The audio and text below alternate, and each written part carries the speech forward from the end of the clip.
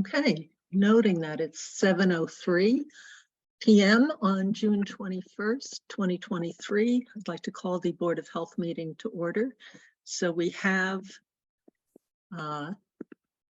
two scheduled items on the agenda, one for a permit and then the continuation of the public hearing, number of other items. But before we start, since this is a virtual meeting, we need to just verbally indicate that all of the members are here. So Daryl Beardsley present.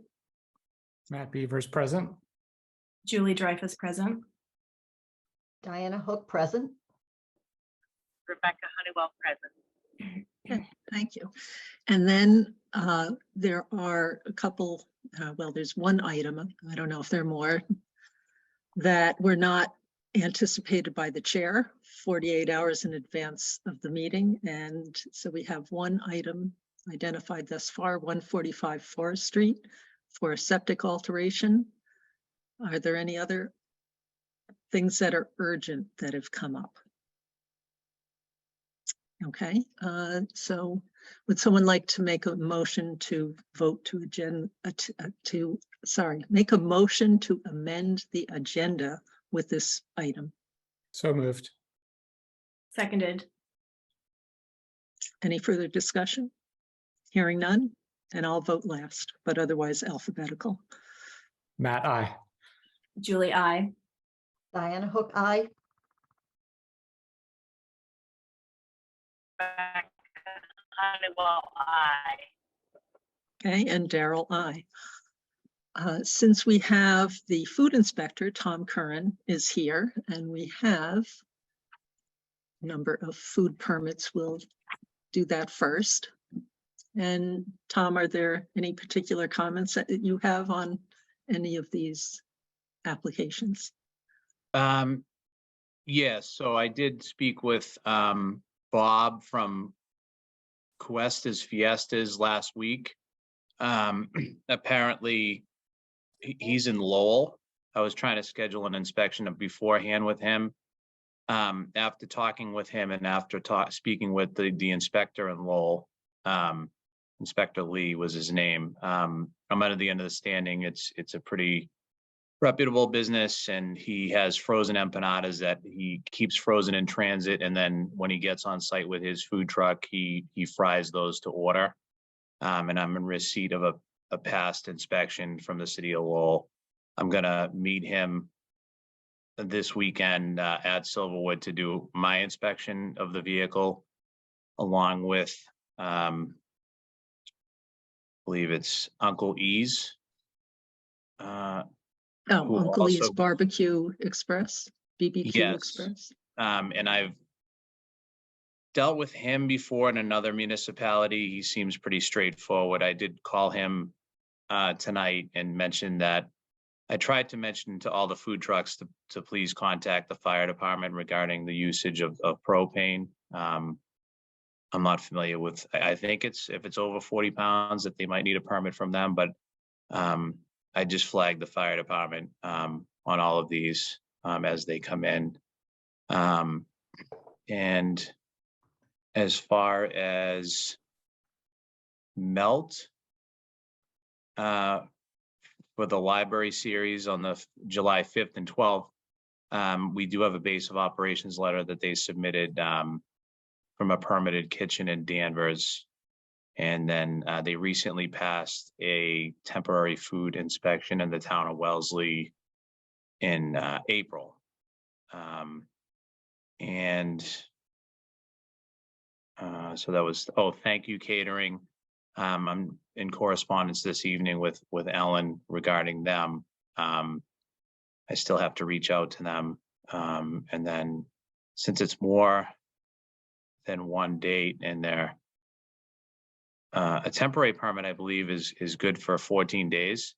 So I don't know if the board wants to allow them to operate with one temporary permit, or Tom, he paid for both. he did. They paid for two. Yeah. Oh, they did. Okay. All right. So then they should be good. But And is that the same issue for melt, which it shows the same days? No, Melt is going to be, I put on the agenda incorrectly. The application says July 5th and July 12th. Okay, all So right. it's a week. So I'd like to recommend we approve these vendors contingent on them passing an inspection and then adherence to all applicable laws. Okay. So do we have, does anyone have any questions for Tom before we move on? No? Okay, if you think of any as we go along, certainly raise them. So do we have a motion to issue a permit for Thank You Catering,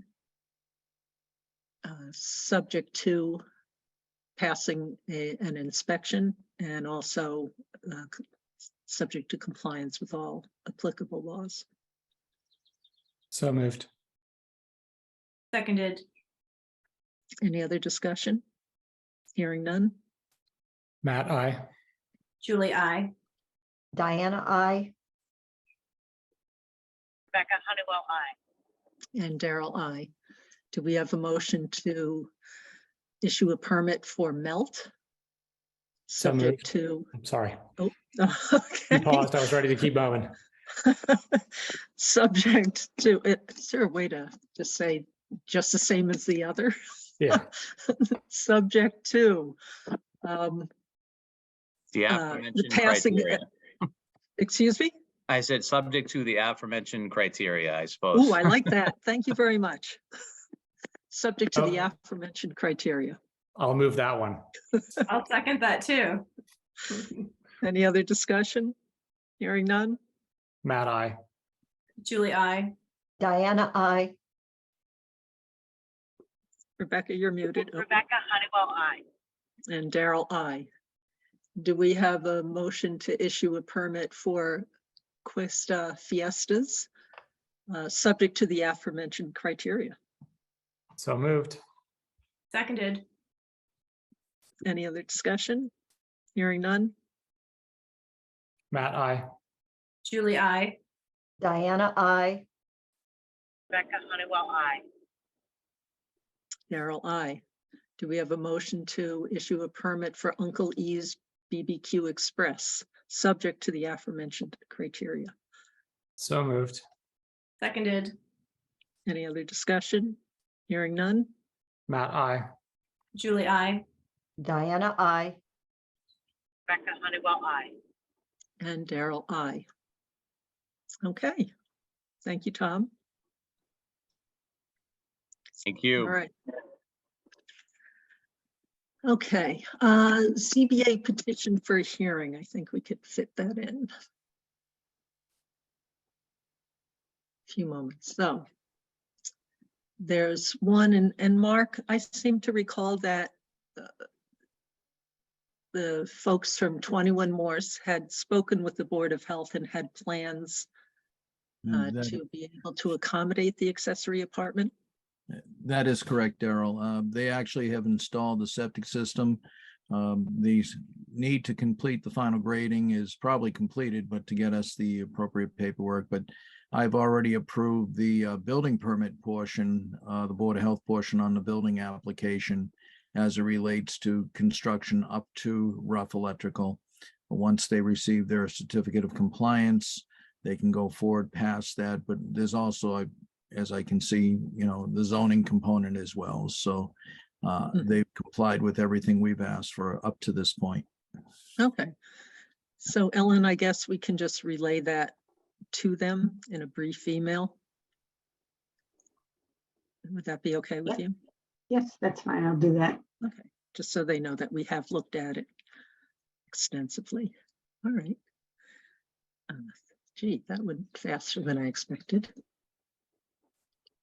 Do you want to do 145 Forest Street? Yes, let's do that. I spoke to the engineer and I don't believe he's with us tonight. He said he had another conflict. So with that said, the plan was completed by GLM Engineering, and Rob Truax is the engineer representing the plan. I did speak with him. What their plan is they are presently adding an addition to the house, which the Board of Health approved. It might be a year ago now. And they found that the plumbing in the additions on the upper right portion of the plan showing to the right. So that little up, I can't point because I don't have a pointer, Yeah. but Over right here. there. Yeah, that right there. And we did approve that. That's an office space above a garage with a half bath. They found that and they have that little hallway that extends from the original house to the new addition. They determined that plumbing would be difficult because just below that addition with that curvature is another garage. So they thought it would be best to put the plumbing for the connection to the septic tank outside, which they can do. It's very minimal slope. They're required to have a 1% slope, and I did speak to Rob Truax about this. They're right at 1%. I did ask that when we do, once the plan's approved, when the pre-construction's completed, that they may consider, let me open my plan. They may consider increasing the invert, leaving the building from 201.2 to maybe a higher point if they can, because of the minimum slope. And that is basically 130 feet of pipe. So, and they have cleanouts at each change in direction, which meets Title V requirements. But again, with the minimum 1% slope, I did express caution to the engineer that we may want to see if there's any way to pick up some additional height for the pipe leaving the addition so that they would have a better slope. But with that said, I recommend approval with the cleanouts as shown, and as 3 cleanouts, as well as the slope at 1%, which is shown. Okay, which is so determined. okay, so that's already in the plans and approved as part of that. So we don't need to identify that as a condition, correct? That's correct. This is Clean outs because they are there. yeah, it's an additional building pipe they're adding instead of going through the house plumbing. So with that said, I recommend approval of this additional building pipe coming off the addition with the minimum of the 1% slope. Okay, do we have a motion to approve the amended plans as proposed? So moved. Second. Any other discussion or questions from Mark? Hearing none? Matt, I. Julie, I. Diana, I. Becca Honeywell, aye. And Daryl, I. Thank you. Okay, so it is time for our 7:15 appointment, which is a continuation of a bedrock disruption request discussion for 39 Wildwood Drive. And Mark, would you like to just update on, well, actually I'll do it because maybe we'll turn it over to, I think DeShang is on as well. So there have been some revisions to the proposed plans that were discussed last time. So I think we need to review that as the first step. So DeShang, would you like to share your screen and go over items, or I can bring up your new letter if that's maybe the easiest. So I'm filling in for DeShang. Oh. I'm Francis with the Creative Land and Water Oh, Engineering. okay. Hi, Francis. Yeah. Okay. Yes, I can share my screen. Okay.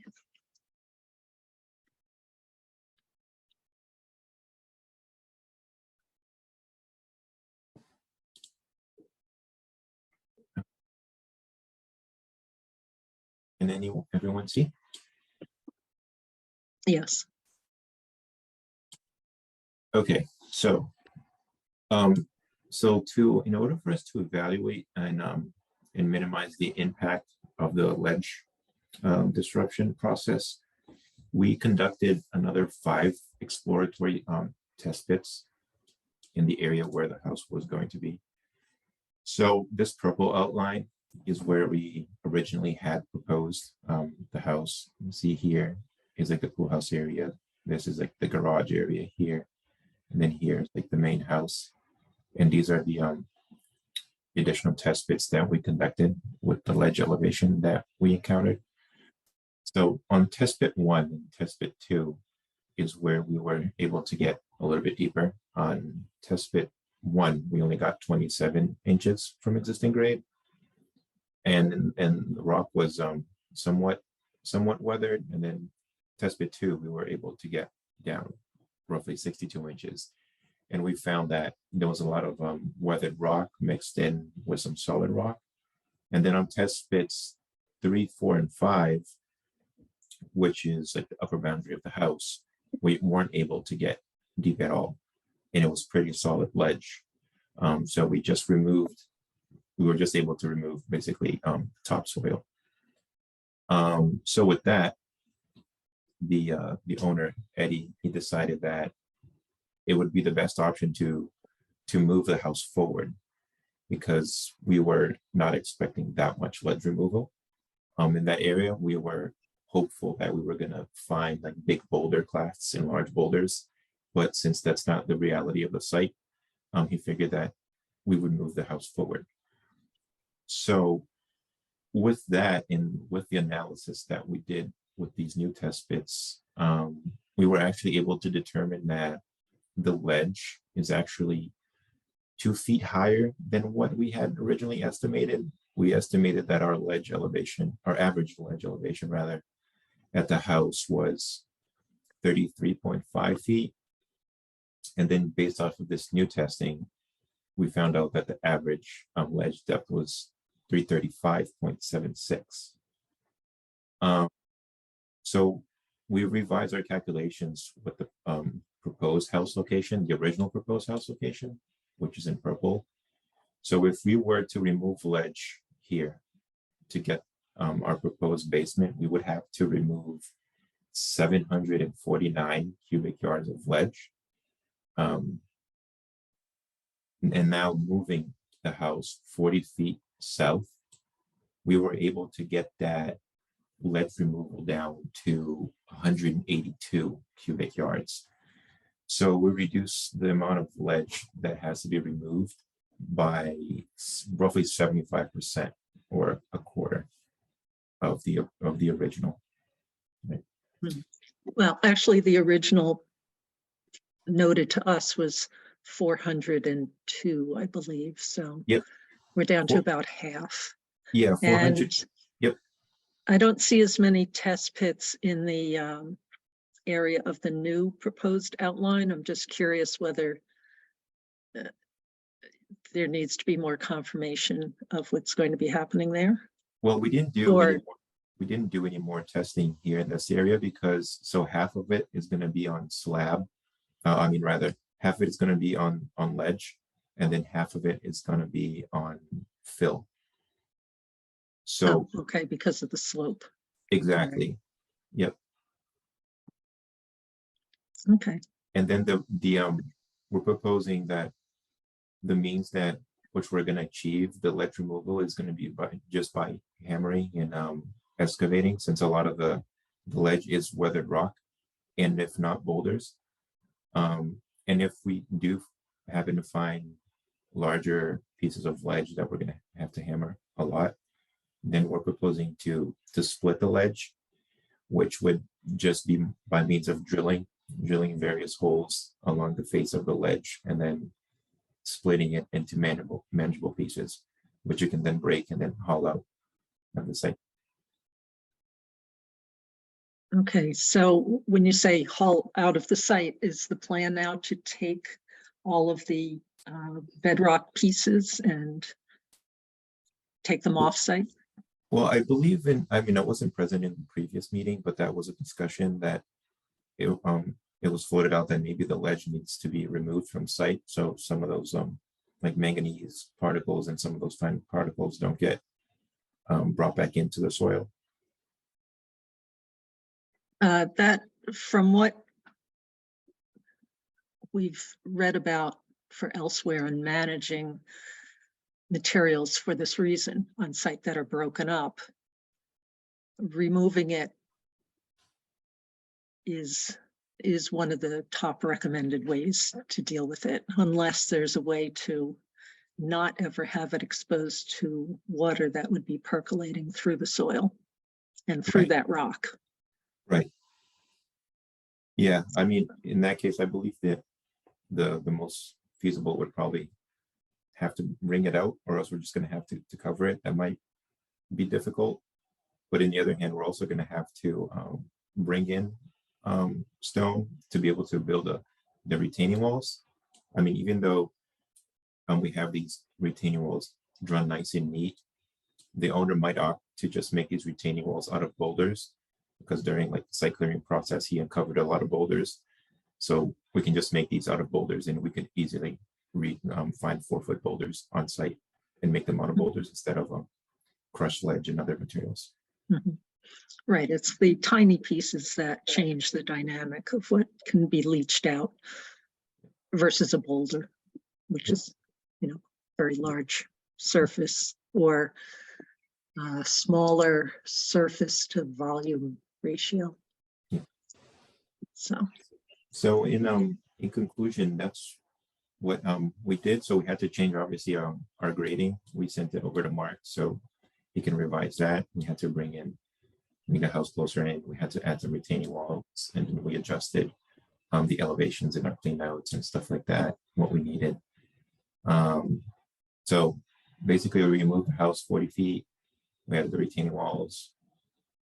We reduced it by 75% of our actual calculated based off of the new test bits. I know that Shane last time he presented that it was 400 something the amount, but based off of this new evidence that we have, it's actually 2 feet more of ledge than what he had originally calculated.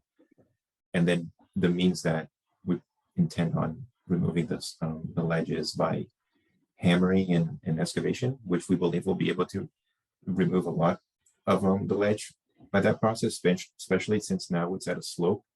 So we'll have like an angle to actually attack the ledge from. So it's not like we're gonna be working in that plateau area, because we feel like that plateau or the top spot of the lot around like the 340 is just like a big ledge plateau. So to put the house there, we would have had a lot of difficulty actually getting into the ledge and finding like a spot to pick away at it. While as here, we're gonna pick at it only like halfway through the basement, and then the rest is gonna be fill. So it's gonna be much more manageable. And through the hammering and splitting, we believe it's not gonna disturb as much of the surrounding ledge as if you would with a blasting process.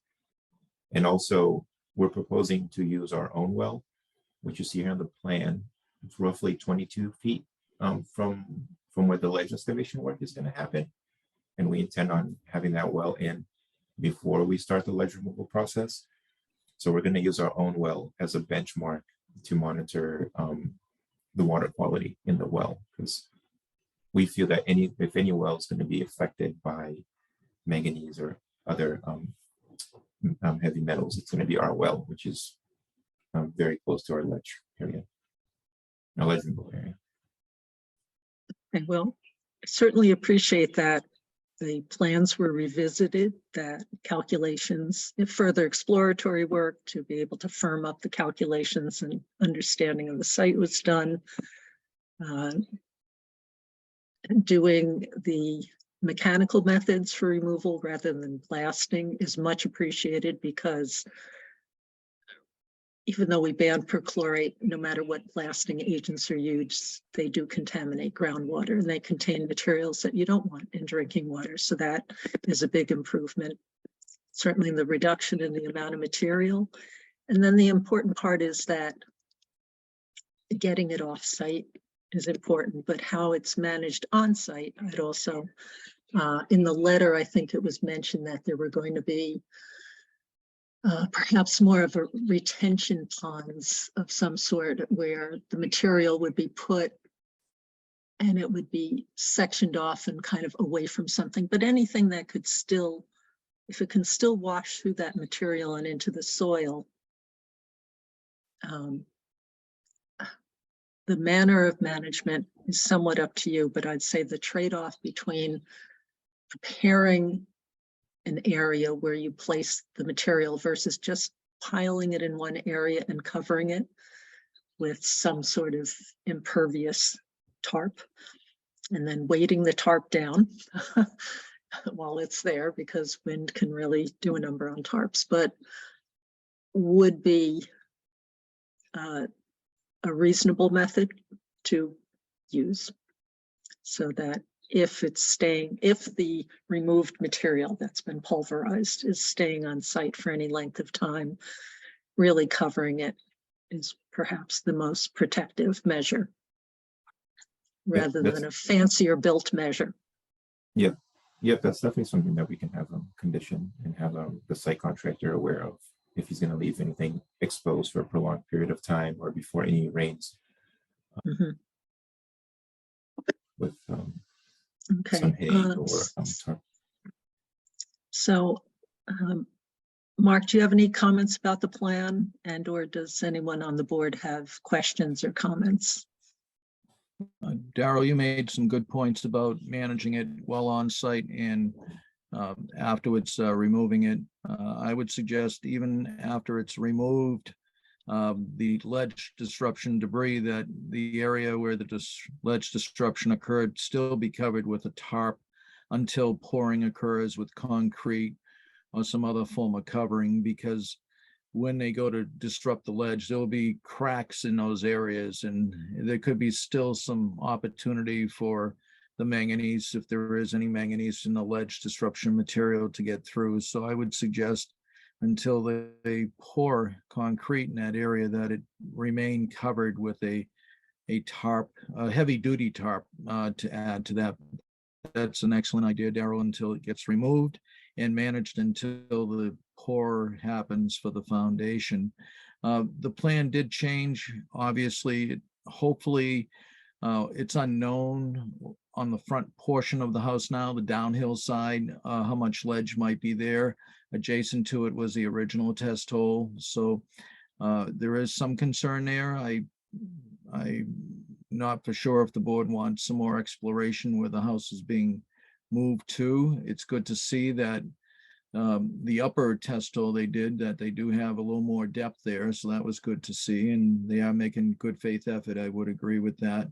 The plan just came in today, this revised plan. So there will be a need for revision fees as well as for me to review it. I'm not for sure if, because the tank moved it, I'm sure if the well, I'd have to overlay it to the original plan that I reviewed just to make sure everything still meets compliance. But I think they're making better strides in trying to prevent the ledge disruption material from entering into the groundwater. And one other note on the well, I commend them for using it as a potential exploration well, not exploration, but as an indicator well. But again, a new well would have a better seam into the bedrock. It's usually pounded into the bedrock by 20 feet for a good seam, so that anything above that bedrock does not seep into the well. So I'm not for sure if it would be the best indicator well, but again, either way, I would say that this well, because it's constructed under newer requirements for sanitation, as well as for the seal of the casing into the bedrock, it may not show in this well, is all I'm trying to say, because it's a newly constructed well.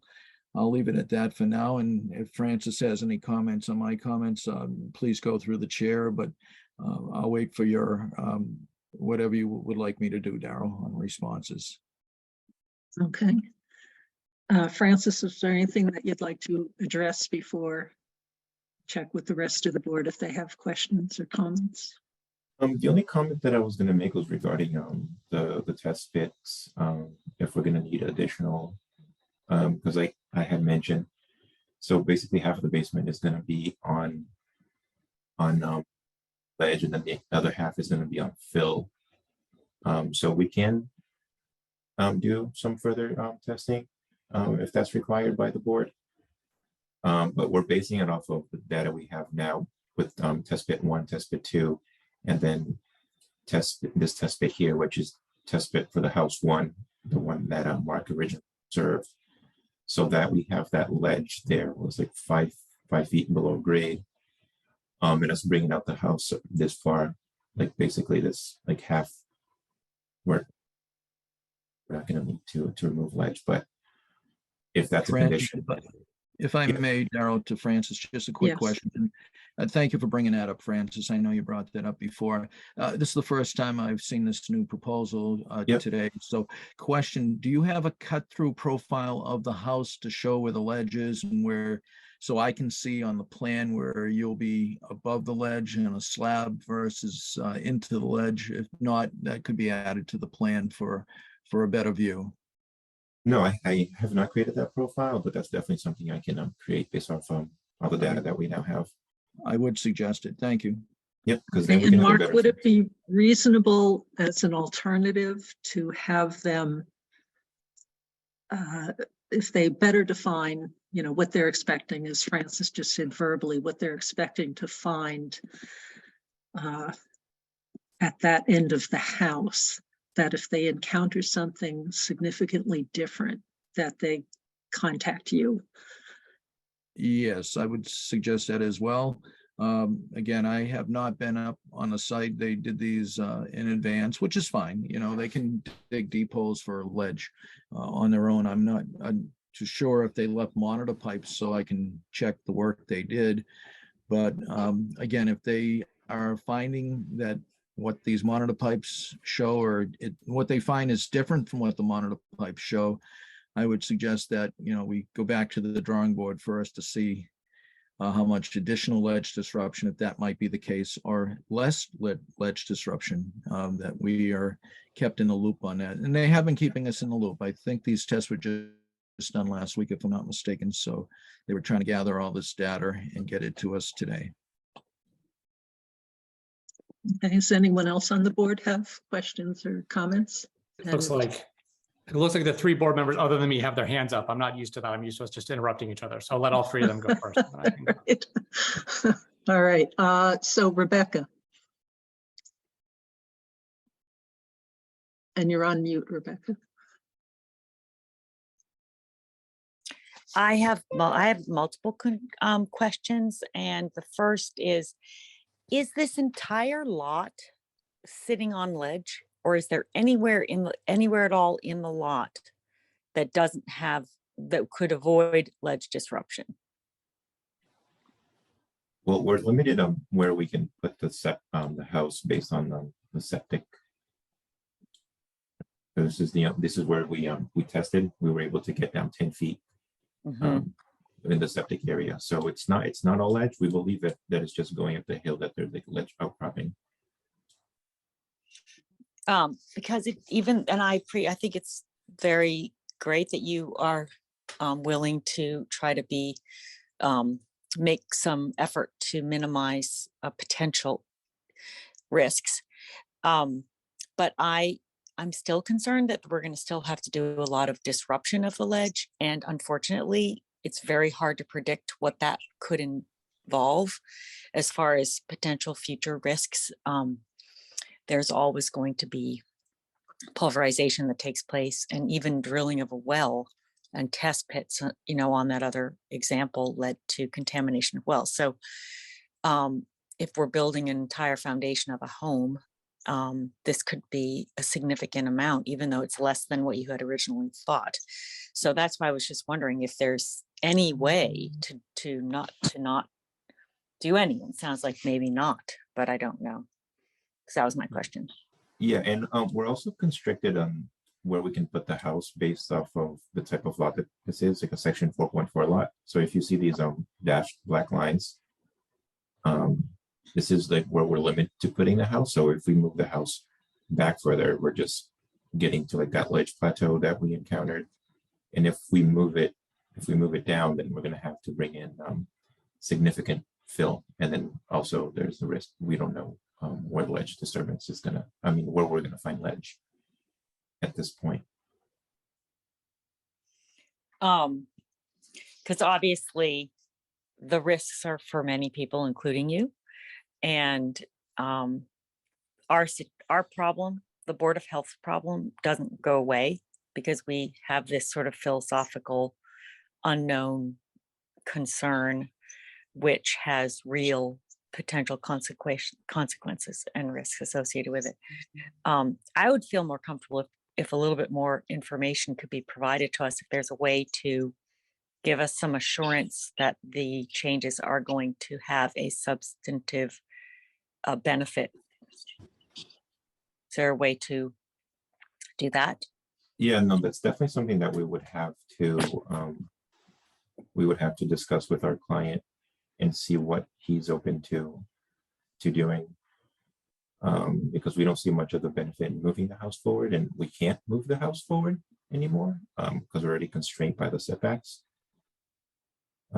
So we're definitely open to suggestions, and then we would have to present this back to the client and see what he is willing to accommodate, because we are accommodating a lot by moving the house forward, because it would be easier for us just to go in and blast out the ledge and remove all the ledge, since right now the client is meeting everything that is required in the permitting process. So there's nothing saying that we can't do what we want to do, but we're trying to accommodate the concerns of the abutters, because we could go in and blast out that ledge and then check the ledge out. There's nothing preventing us from doing that. We're just trying to minimize that ledge disruption. That's why we're proposing not to use any blasting such. So we're open to any suggestions, but I can't make a compromise at this moment, and we would definitely have to go back to the drawing board, and we are willing to do more testing and present more data. But at this point, I don't think we're to move the house or resize a house, since there's a lot of work done in that sense. Okay, Julie, would you like to? Yeah. Can you confirm the pool is still in the originally proposed location? No, the pool got moved, so everything got moved.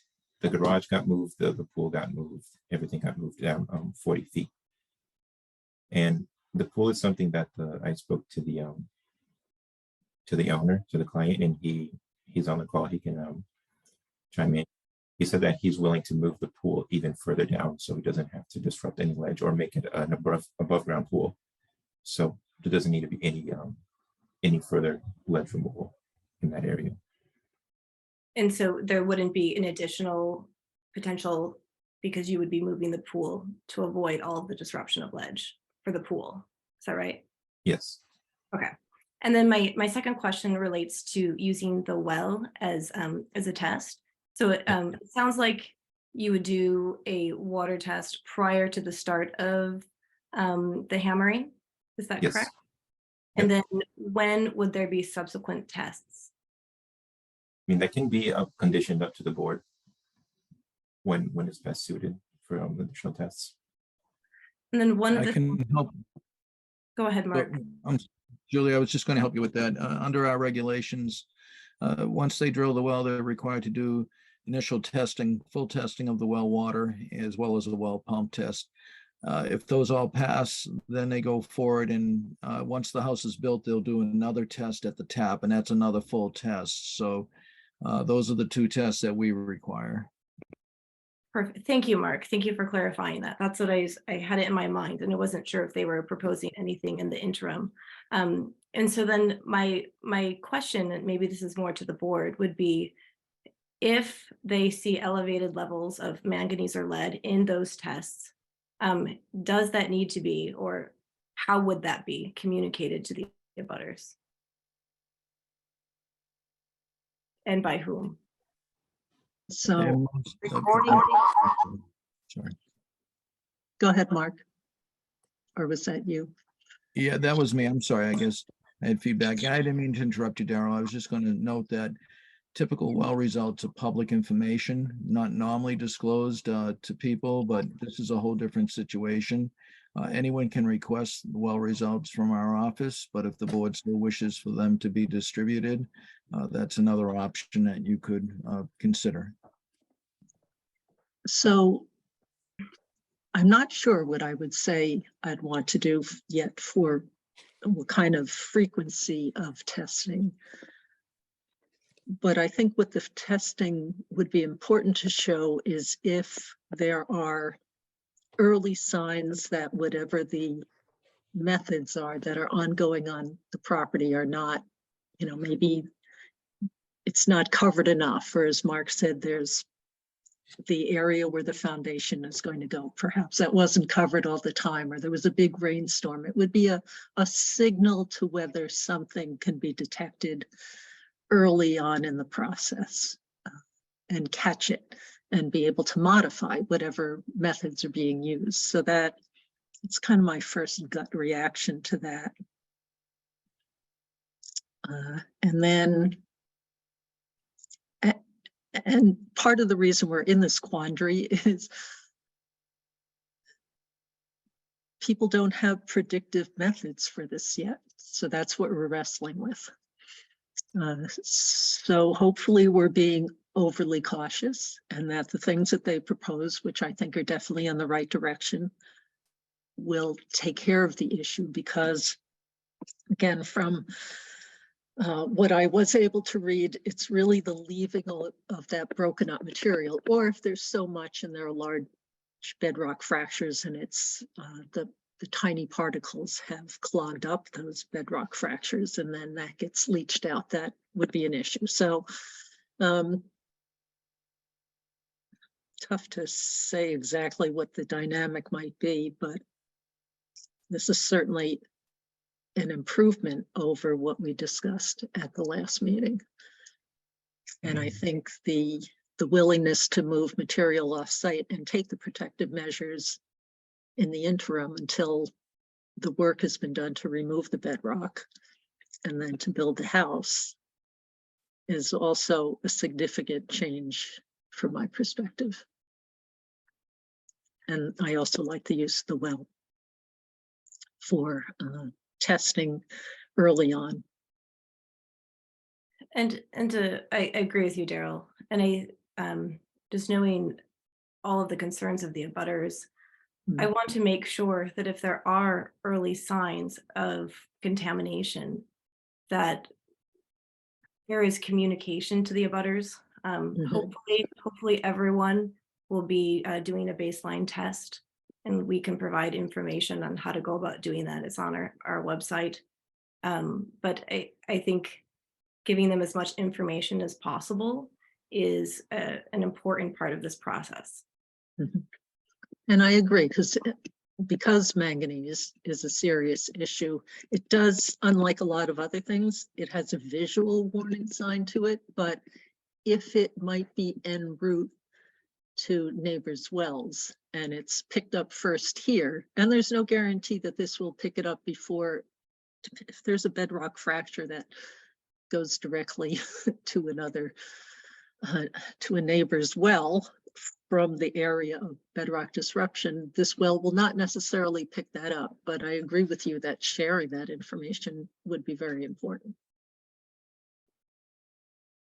That's what I'll let Diana. Okay, and Diana.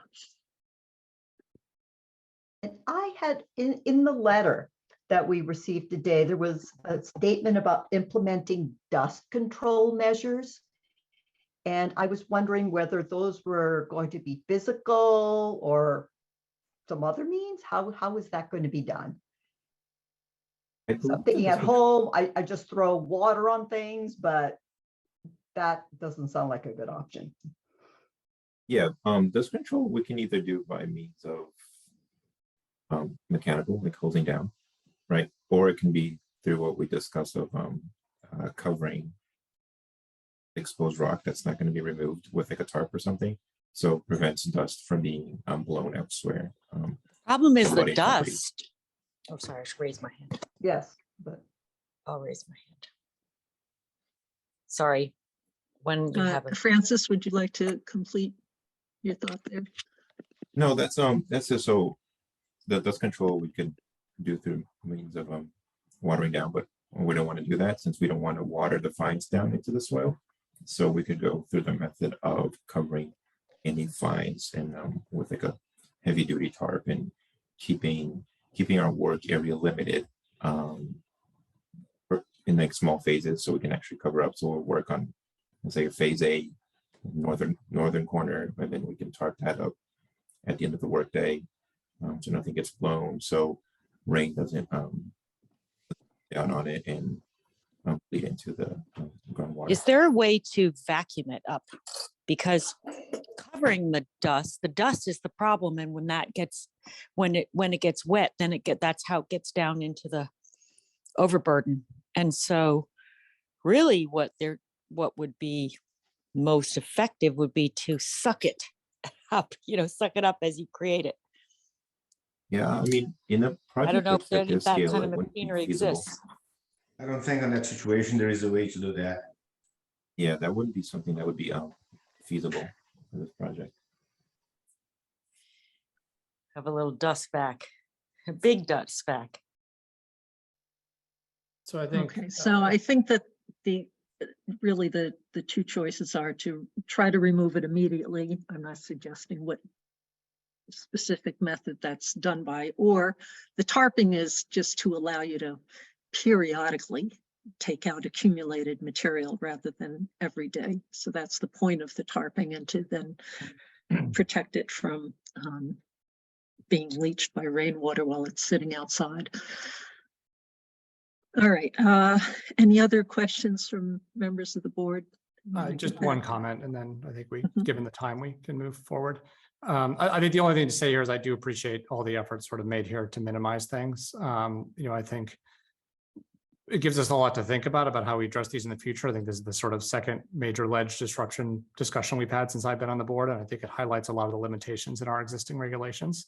And so I do appreciate the applicant and his engineers going sort of above and beyond what we strictly require, and working with us to manage this.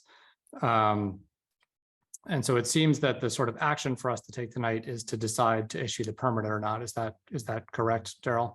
Yes. And to do so in light of the fact that they've sort of, I think, notified abutters as we required. They're not blasting, so we don't need additional documentation there. And then everything else is sort of gravy. I think I appreciate all the sort of efforts that they're making here. And so I think it looks like we have a couple people hands up for some comment. And then I think we should sort of aim, just knowing we have another appointment at 8 o'clock, aim to sort of decide whether we can vote within the next couple minutes. Yes, and I just want to mention too, part of this discussion is certainly for the protection of the neighbors, but also for liability reduction for this property owner if things head in a direction that has happened for other properties in town. At least there seems to be the cause and effect between the bedrock disruption and then manganese showing up in waters happened as they were preparing for the library expansion, that the water in town hall was blackish as well. So there are 2 incidents, and I took a look at some geological maps, and there's a type of bedrock in Sherborn running through this area that is known to contain manganese. So that's kind of the other side of all this, and now that the neighbors will have, before well testing, water quality testing, that might make a case for some kind of assistance from this property owner should anything go wrong with their wells. So hopefully as opposed to, it is gravy, but I hope that it's also being protective for this property owner. Oh, certainly, absolutely. I mean, I think my point to make here is I think it highlights some limitations in the way we regulate this currently, and we may want to at some future date revisit that, because it does seem like our current regulation is sort of limited in what it requires, and we could probably go beyond that, but we can't go beyond that today. No, and we're going to need outside help because we don't have the scientific studies on this yet until somebody else comes in with that. But I'd like to go to other people who've had their hands up. So Mark. Thank you. I wanted to follow up on something that you, Daryl, said a few minutes ago. about the proximity of the well to the area of the ledge disruption and how well that well may or may not predict what's going on in the vicinity. And what I'd like to remind everybody is that we have absolutely no idea of the direction of subterranean water flow at various levels. There are things that look like rivers flowing all over the place. They, at various depths, they could be flowing north, south, east, or west, or any combination of these. And so the way I intend to approach this is, of course, I'm going to do a baseline test, which has been done. But I would like to ask the board to make sure that the schedule of this work be communicated to the neighbors. In other words, the approximate date that it's going to start and the approximate duration of the work, so that we could make an intelligent decision about when, at our own expense, of course, to monitor our own well as the process is going on. And, you know, with a relatively comprehensive water test running about $200, I'm certainly willing on my own well, not only to do the baseline test, but I'm intending to do interim tests. But I need information in real time how to time these. And so I would very much appreciate somehow, it could be on the board's website or it could be blast emails to the abutters, but I'd like to know specifically when this particular part of the project is going to start and what the anticipated duration is. Thank you.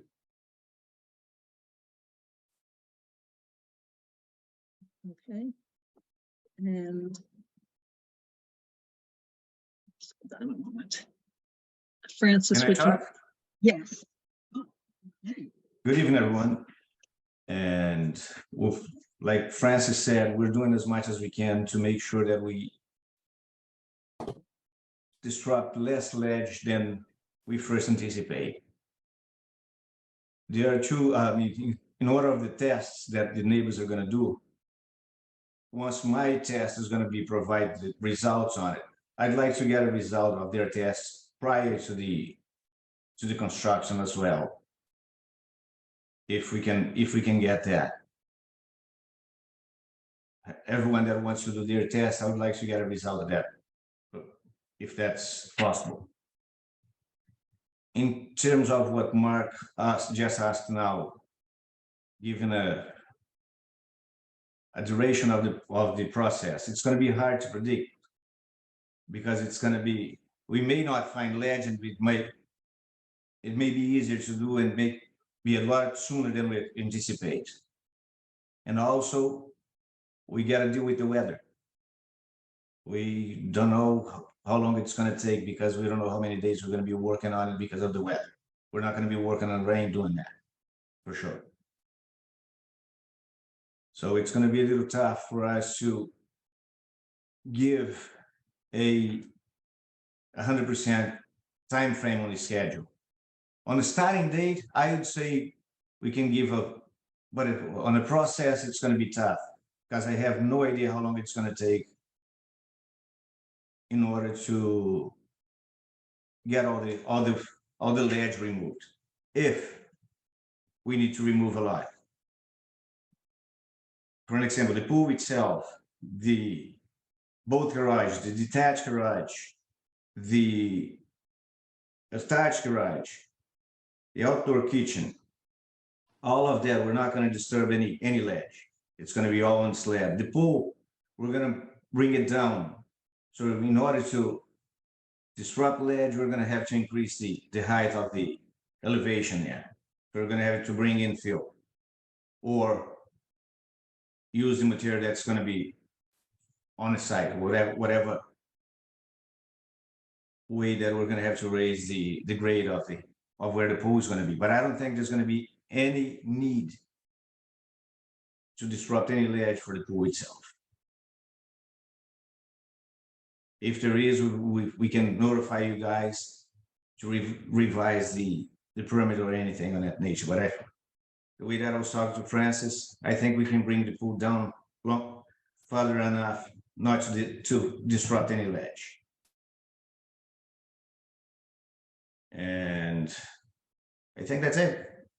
Madam Chair, if I may. Point of information. Oh, yes, Mark. Yeah, hi, it's Mark, Daryl. Sorry. Just, we're getting close to 8, so the only reason I interjected is you may want to open and suspend, not suspend, but at least open the Continue. hearing for the public. Yes, because this discussion, I see other hands up. Thank you, Daryl. Yes. Right. That's good. I meant to mention that before we started this discussion at 8. I want to take a break to be able to open that hearing and then continue it to however much time we think we need. All right, so Jennifer. Hello. I live at 40 Drive, so right down the hill. And I just wanted to say I really appreciate the diligence of the Board of Health and the flexibility and good faith of the folks who are doing the construction. I do have some questions because it is pretty concerning. I know there have been wells in town that have been, affected by manganese. So I'm happy to do a baseline test. I'm happy to share those tests. We actually did tests last year, so we can provide 2 baselines if you want, about the same time of the year. The concern that I have is if manganese is detected in my well, what happens? So, I appreciate everyone's efforts, but the bottom line is what happens to me and my house and my kids if there's manganese in the well? I'd like to know what the options are, and I'd like those to be shared, and I'd like there to be some discussion and some sense of what that might look like. There could be, in terms of dealing with manganese levels, some sort of treatment system. And in terms of addressing the impact to you and costs, that would be a civil matter. I see. Daryl, it's 8 o'clock. No, thank you. Okay, so we'll come back to this in just a moment. Okay, noting that it is 8 p.m. We have a public hearing continuation on the proposed regulation changes to regulations 1, 2, and 3. And we are still having a discussion on a prior topic, so going to continue the hearing till, do we think 15 minutes is going to be sufficient? I think we should make that a goal. Okay, Yeah, so and 15, so at 8:15, we will resume the public hearing. Daryl, what I would suggest, and again, I'm not sure if I'm correct or wrong here, but I would open the hearing for the regulation review and withhold it for the time you mentioned, for the 15 minutes. I would open it at least and then curtail it. So at least it's open, and then you can curtail it till the time you wish. Okay, did I not say open? Do we need to vote, Ellen, to open a hearing? I think you do. Okay. So do we have a motion to We don't open the, usually. excuse me? I don't think we don't usually vote to open, like, Yeah, you don't. I don't know if for it's different for variance- this. Yeah, you don't for variance hearings, but this is a public hearing. Okay. This was in the newspaper, so you do have to vote. Okay, so do we have a motion to open the public hearing for the continuation of proposed regulation changes? Provide motion to open the public hearing. seconded. Any other discussion? Hearing none? Matt, aye. Julie, I. Diana, I. Aye. Aye, okay, and Daryl, aye. And now, Ellen, do we need to vote to continue it?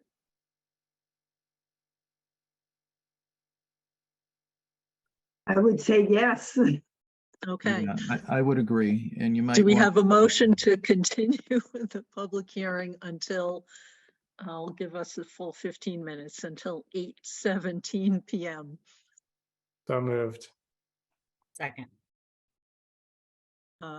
Any other discussion? Hearing none? Matt, aye. Julie, I. Diana, I. Rebecca Honeywell, aye. And Daryl, aye. Okay. So Ratna, I believe you were next.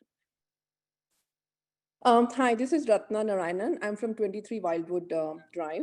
So thanks to the board for the due diligence and support. We appreciate that. Thanks also to the owner for making efforts. Appreciate that too. But my concern still remains. My concern is about the leaching of the materials. And from what I've read about previous incidents in Sherborn and at 90 Maple Street, even if it is drilling, even there has been leaching. So there has been cause and effect in our town in the past. So even if there is less amount of ledge removal, there is a high probability from what I've read and from what I understand that the leaching of manganese can happen to not only the abutters, but also to people in the, God knows wherever, because of the way, the pollutants go through the water. So that is still not addressed. So my request is to the owners and to the board to not compromise on the town's quality of water, and to a request to the owner is to see if there is a way that they can, it's 9 acres of property, maybe there's a way to build something without a ledge removal and doing something which will be very difficult to reverse. And on another note, it was mentioned in last meeting that I remember one board member saying that one resident had this issue, maybe it's Green Lane, and after 4 years, even with the mitigation systems, they don't have drinking water which can be approved. So from what I read again, if there's high levels of manganese, like the treatment systems also might not work, and we don't know the amount of manganese that might or might not come. One thing is for sure, the town of Sherborn, like it was said here, definitely has manganese, has arsenic, has lead. So the chances of it happening more than not is pretty much from what I can read. And it has happened not just in the town, it has happened in other places. While I understand that the board is limited by not having scientific evidence, but it is cause and effect. Science is observation, science is looking at cause and effect. And if you look at least, I have listed at least like 10 incidents that have a cause and effect. And if it happens, there is no way that we can go back. So my request, I won't be too long, but my request is to, one is to consider a different proposal. Oh, and one quick thing is, in case this goes forward, who is going to monitor the material removal, like the way that it was suggested, and if things are going properly? Thank you. Okay, so one thing I'll note about the prior instances in town is that, oh, is that feedback for me? Darn. In any case, I don't know what that's caused by. Is that it's unclear whether there was any kind of management plan for the broken up material or not, and whether it was left on site. And so that is a big difference in, I think, what we were talking about here. Because part of it, yes, the breaking up, there's going to be something released, but if you leave all of that material on site and it has that greater surface area and rainwater runs through it, the leaching potential is much higher. So that, I think, is just an important factor in this. And then question becomes, right, do the property developers invite out Mark to take a look periodically at the property as they're going through the process to demonstrate what they're doing? But that would be mostly by invitation, I believe, Mark. Is that correct? Daryl, yeah, it's new, so I agree, and I would maybe suggest a schedule that be worked out with the developer and myself. And just so you know, I went through, there are 2 open mics available, Xenia, and 1 phone number that we might be getting feedback from. But again, back to what we're talking about, yeah, that schedule, it could be arranged. I think it would be a good arrangement for the developer and owner to do that with us, so we can observe some of the work that's being done. Okay, Rebecca, is your hand up again? Yes, yep. I wanted to say that, so I'm a physician. I've been practicing medicine for 35 years. And we don't always wait till we have statistically significant data when we see something that's clinically relevant. Sometimes you have to go out on a limb. And Sherborn is an extremely vulnerable and delicate situation because we have 100% private wells, and there are fewer than 10 towns out of 351 in Massachusetts that have this situation. So the problem is there's no recourse for the homeowners if the water is contaminated. So I think that we maybe until we can, I think we need to change it where the onus is on the person who's disrupting ledge to prove that it's going to be safe, and maybe have a plan for how they're going to address the situation if something goes wrong before we allow disruption of ledge when we've had more than one example of contamination. And we know we have clinical evidence, Daryl, we do have statistically significant, there's data that shows that microscopic amounts of manganese cause irreversible neurotoxicity and progressive neurologic deterioration. We don't need to be a cohort of an entire town where we contaminate multiple wells before we actually make a change. So I think that we have to perhaps be more proactive, and we're not going to find the data that some of us would like, because in most places 100% of a town aren't not drinking the water that's proximal to the septic system and proximal to the, the homes. They're come from far away. So I would be in favor of saying no ledge disruption at all, but of course I'm more conservative than some others. So I would be hesitant to authorize a project that has this potential when we've had multiple examples in town, and perhaps we need to think about how to change the perspective on it so that the liability is more on the person disrupting the ledge than on the individual abutters and people who might be down gradient or downstream who don't know that they are. So that's a controversial statement. Sorry. That's what I would do. All right. Scott? Thank you very much to the board. Can you hear me okay? Yes. Thank you. I live at number 3, and this maybe is directed towards the board. Last time I was on record saying that I was opposed to the large quantity of ledge removal and the potential for disruption, knowing that by the time we catch something, it's too late. And I've been listening to the conversation, and it seems consistent with the last time we met. The consensus seemed to be we have a lot of concern. We don't have enough scientific evidence to be able to have a regulation, or that's something we revisit later. I'm a little bit disappointed that the board isn't willing to work with the homeowner to create a plan for monitoring as well as mitigation steps and notification. That seems to be the minimum that the town can do to protect the residents. Thank you.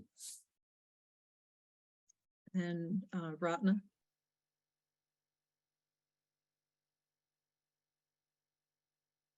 I'm sorry, I didn't realize it was on mute. So real quick, in case this goes ahead, and right now we did a baseline testing, we don't have manganese, but if we or our neighbors find manganese or anything, what are our options? I mean, who's going to pay for the treatment systems, and what is the guarantee that it will work? Thank you. Okay. I think we'll get back to that when the board goes into discussion. So Jennifer, if you can be quick, because we just have a few minutes left in our window.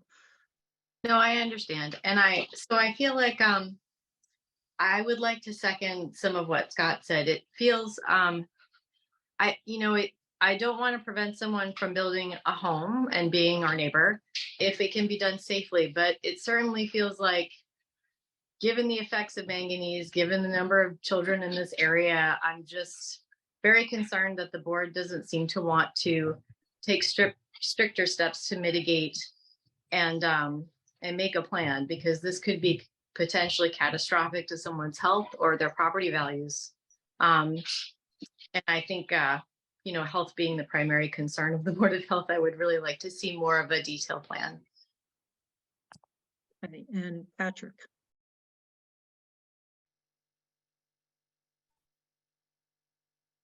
And you're on mute still if you're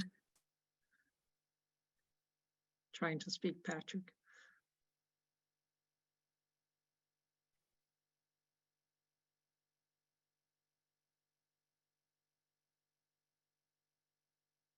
Did you want to speak, Patrick? I can't tell.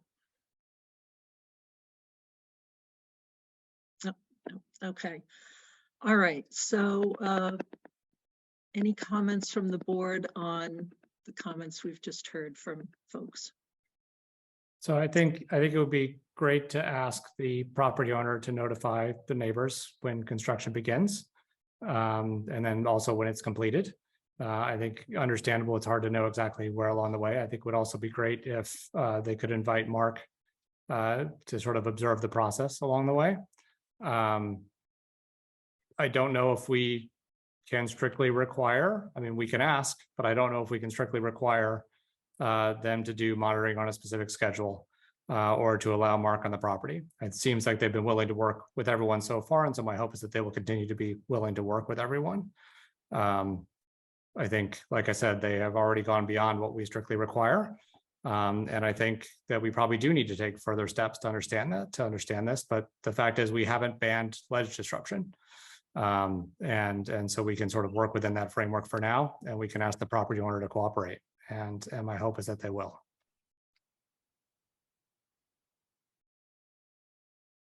Well, I appreciate that, I'm jumping in here, that the property owner has changed the plans. But I remember at the last meeting, one of the abutters had made a recommendation about requesting a waiver for the height of the house so that ledge destruction didn't have to occur. And I'm just wondering, was that not considered or not a realistic option?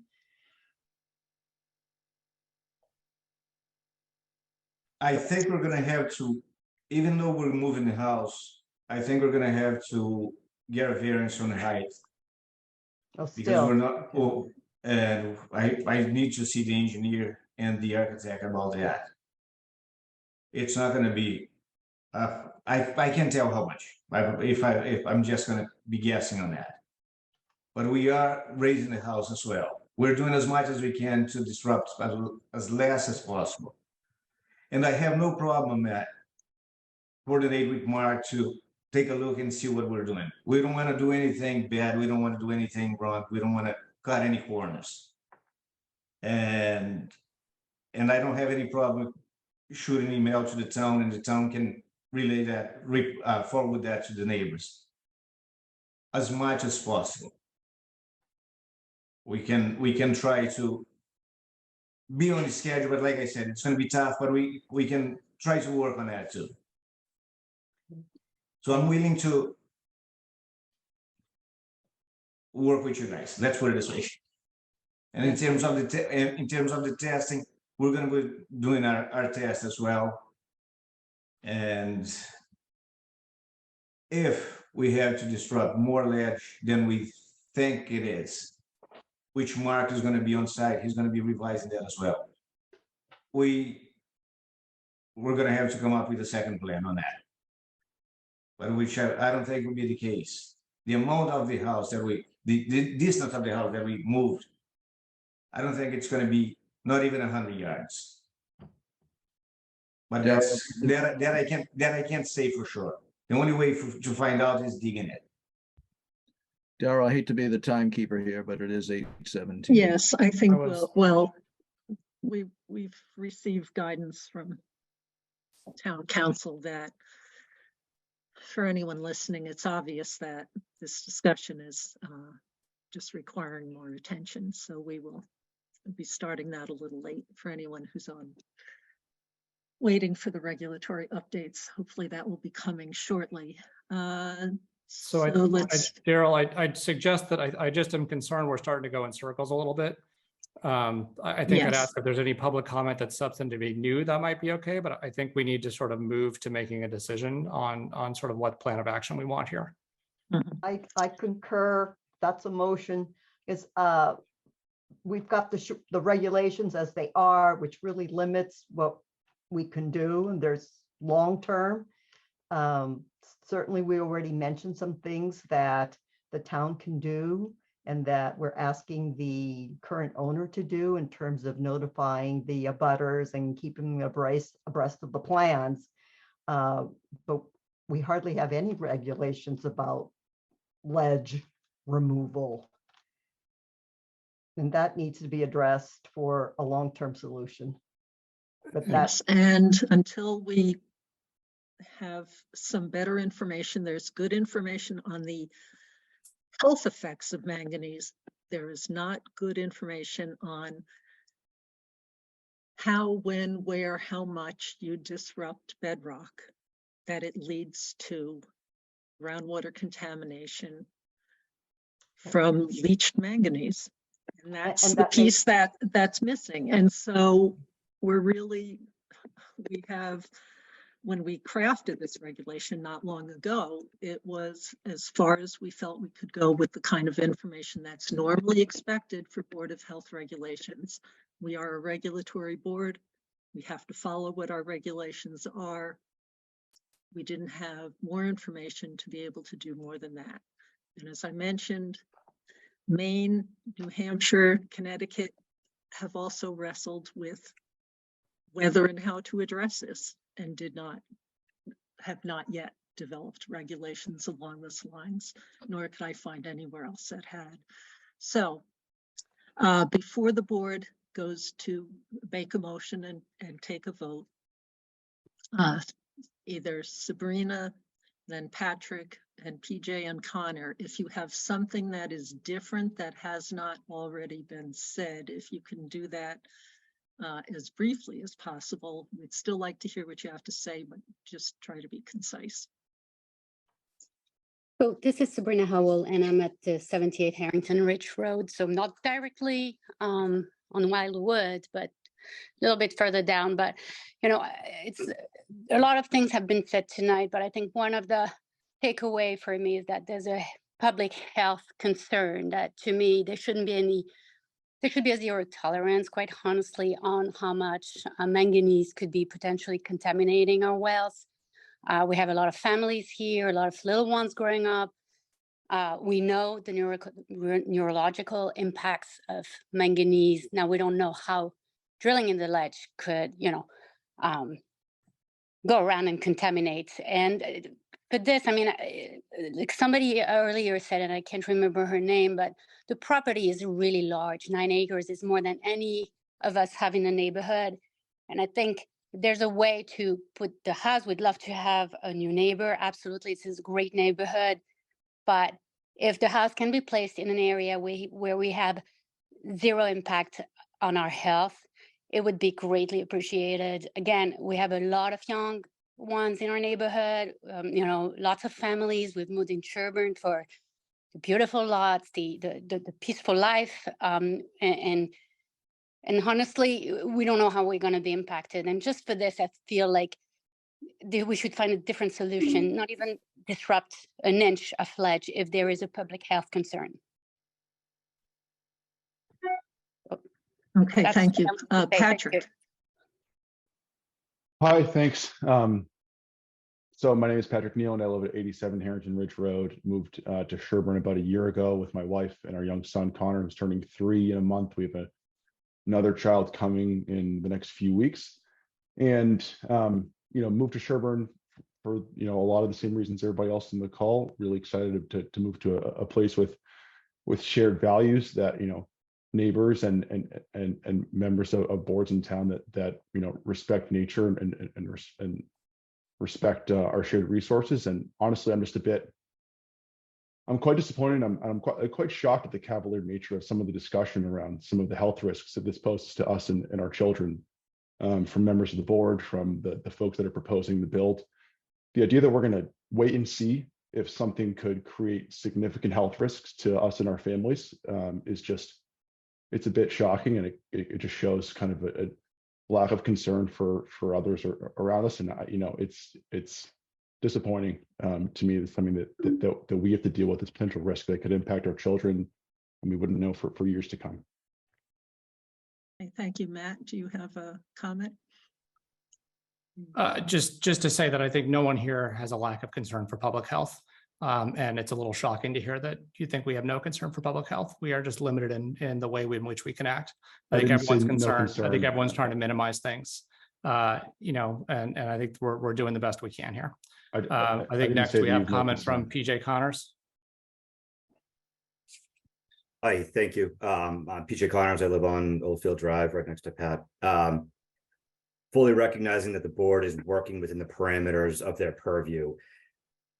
Is there a way we could get a commitment that blasted rock be removed within a certain amount of time, and that it's not being stored and tarped, it's being removed in a timely manner, and that it's not being used in lieu of fill, of clean fill brought in? And then if there were, could we get a commitment that if there were to be elevated levels, if we are doing interim testing, I'm pro-development. I'm in the business. I understand schedules. I understand impacts. You can forecast what's happening when within a couple of days, within a reasonable time frame. If there is a schedule that is forecast to us and we are doing interim testing and we do see elevated levels, could we get a commitment that there would be a cease and desist, or a pause at least, for us to kind of understand the impacts and where we go from there? Again, fully recognizing that the board may not have the authority to formally stop it, but could we have a pause to kind of figure out where we go from there? So recognizing that the board has parameters to work within, can we put in mitigation efforts to try and figure out how we all move forward for the desired results?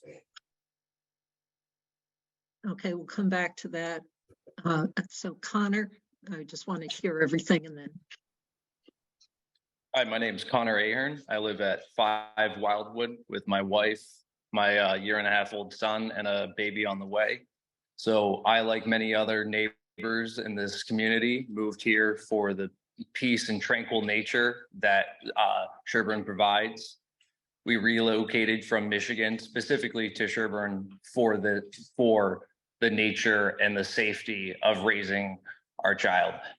I'm sure many of you saw the Flint water debacle that is still ongoing in Michigan.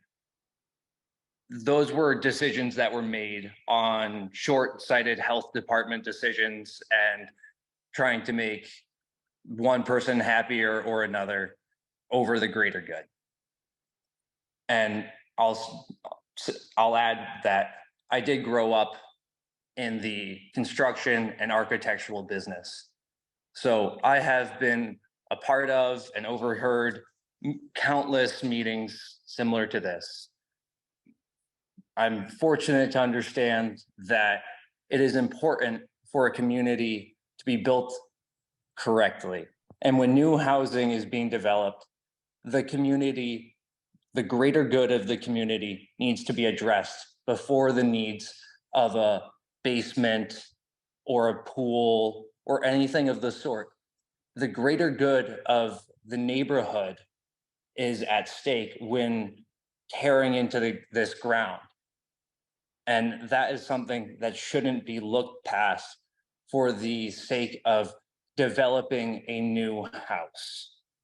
There are countless families here that are expressing their concern and doing their best to try to keep up with this, and are going to be pulling out of their pockets to do probably dozens of testing on their waterways over the next year. It is incredibly disappointing to hear the lack of, I mean, honestly, I understand your hands are somewhat tied by the current state of your regulations for this, but it seems as though this situation is going to be looked back on as a guinea pig for new regulations, and that's disappointing. I think it's worthwhile for the owner and developers to come together and join this community by redeveloping their plans in a way that doesn't disrupt the bedrock and foundation of the ground, and simply come in and, you know, build new. But I mean, honestly, it shouldn't tear into everyone's livelihood and safety. Thank you. So I've been on the Board of Health a long time. I hear your concerns. I hear your frustrations. That is why I have been on the Board of Health for a long time. That is why we, as a board, came up with a regulation that goes way beyond what anyone else has done. I know it doesn't sound like enough, probably isn't enough, but we've pushed the limits of what we could do at this time to make it so that there would be some recourse if something does go wrong, which is often absent from a lot of other actions. Excuse me. If I may This is interject. within the Please board. don't interrupt the board. Okay. Okay. I think we So- we do have the jurisdiction, Daryl. We Rebecca, can you let do Daryl it. finish? There isn't a stomach for it, and we need to do it because this is not worth it. It's not worth the risk. So I'm sorry, I just said don't interrupt, Yeah, but I'm just going Matt, to say something here. take it When we away. try to ad hoc make new rules on the fly, we introduce the risk of bias. And it's not good. It's not good on any level. And every time we come up with a new regulation, it's based on an experience we've had. They don't come out of nowhere. And we are in a place now where, is there a real risk? Yes. Is there ever a situation in which there will be zero risk? No. We have not banned the disruption of bedrock. And so we can work with what we have here. I would ask that the owner communicate as fully and openly as possible with all the neighbors of what's going on. But at the same time, I think we're in a place where we need to decide if we're going to approve this disruption permit based on our existing rules and regulations. If we try to make new rules in response to individual situations at the moment, we really run a high risk of bias against an individual, and it becomes a question of who's talking louder in the room, and it's not a good way to make decisions. So having said that, I think we need to move towards making a motion here. Because we have a number of regulations to discuss, which were the result of situations that we didn't anticipate, and we need to be able to move ahead with them. Yes, so I would entertain a motion if you'd like to make one. Sure, I would move that we approve the bedrock disruption permit as the applicant has met all of the requirements of the existing regulation. Second that Okay. motion, but I'm wondering if we could leave, like, add a to-do list to that. I'm with you, Diana. I'm wondering, the homeowner clearly is cognizant of the issue and has shown a real willingness to work with the community and to work with the board. And I think if we can at least have some type of communication of what will be communicated and when, I think that would be helpful for shared expectations. And opportunity for Mark to come periodically to look at the management of the bedrock disruption material. So is the owner still on? Eddie, would you be amenable to that if that was part of our motion? One's a Yes. requirement and one's a The only thing that's going to cooperation. be, yes, the only thing that's going to be hard for me to do is notify every single neighbor. I'd rather notify the town and let you guys notify the neighbors what's going to be done. So I have concerns about I- that because we don't have an existing mechanism to do that. To be honest, and this is part of the issue, right? Is that we create a requirement to do that, but we don't have a person to do that. We don't have sort of a mechanism to do that. And I think the town is not going to be wanting to take that on. I think we can ask that the owner, any abutter that wants to be, if the owner's willing to sort of share an email address, any abutter that wants to be notified can contact you, and we can ask you to do that. I think it's hard for the town to take that on because we just simply don't have sort of the manpower or the staff or a mechanism to be notifying people because it's not in our existing regulations. Why don't we as a board ask them to examine the 9 acres of the lot and see if there's another more suitable location for a house and come back? I think first, I think if you want to make a motion to do that, that's fine. But I think first we need to vote on the existing motion about whether we approve about whether we approve the permit. They are certainly not required to look for another spot based on our regulations. So I think I would like to ask the owner to notify people when he's starting work, to notify when he's taking new tests, to notify when test is completed. And I would like to ask the owner to allow Mark to periodically observe the work and report back to the board. I think that's probably as detailed as we can get, to be honest.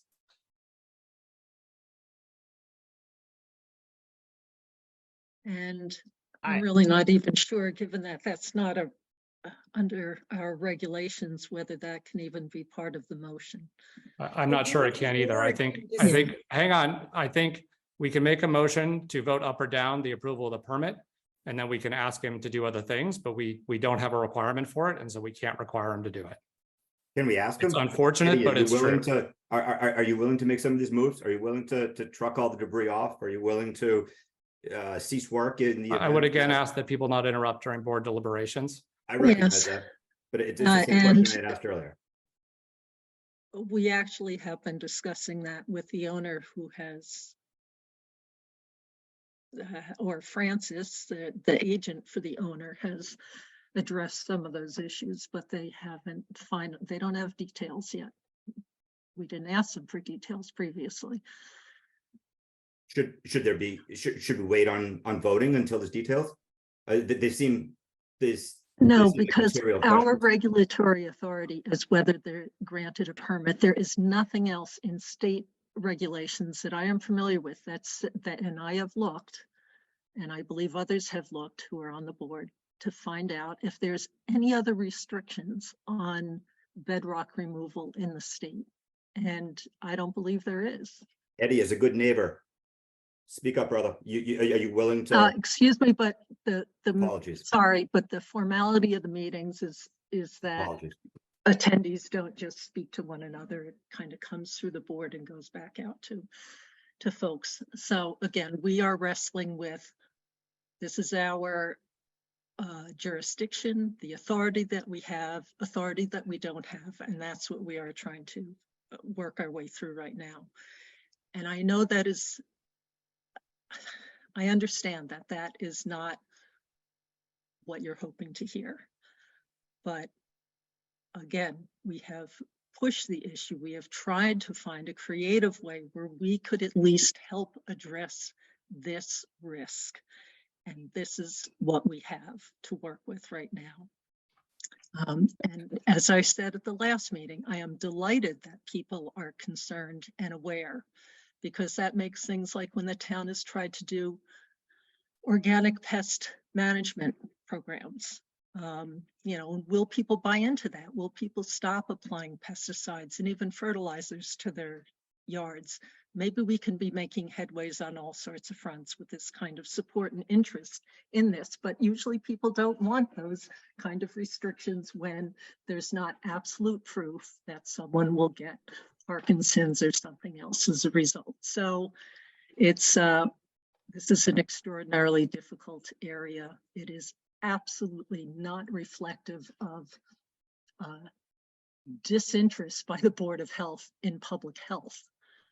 Again, we're trying to be progressive here, and it's opened up this discussion. Otherwise, we wouldn't be in any other town in Massachusetts. You would not even be having this discussion where someone has modified how they are going to develop their property and going to try to address management methods that will mitigate or minimize the risk, and then get people set up so that you can be aware of if there is an impact, and then pursue that in a civil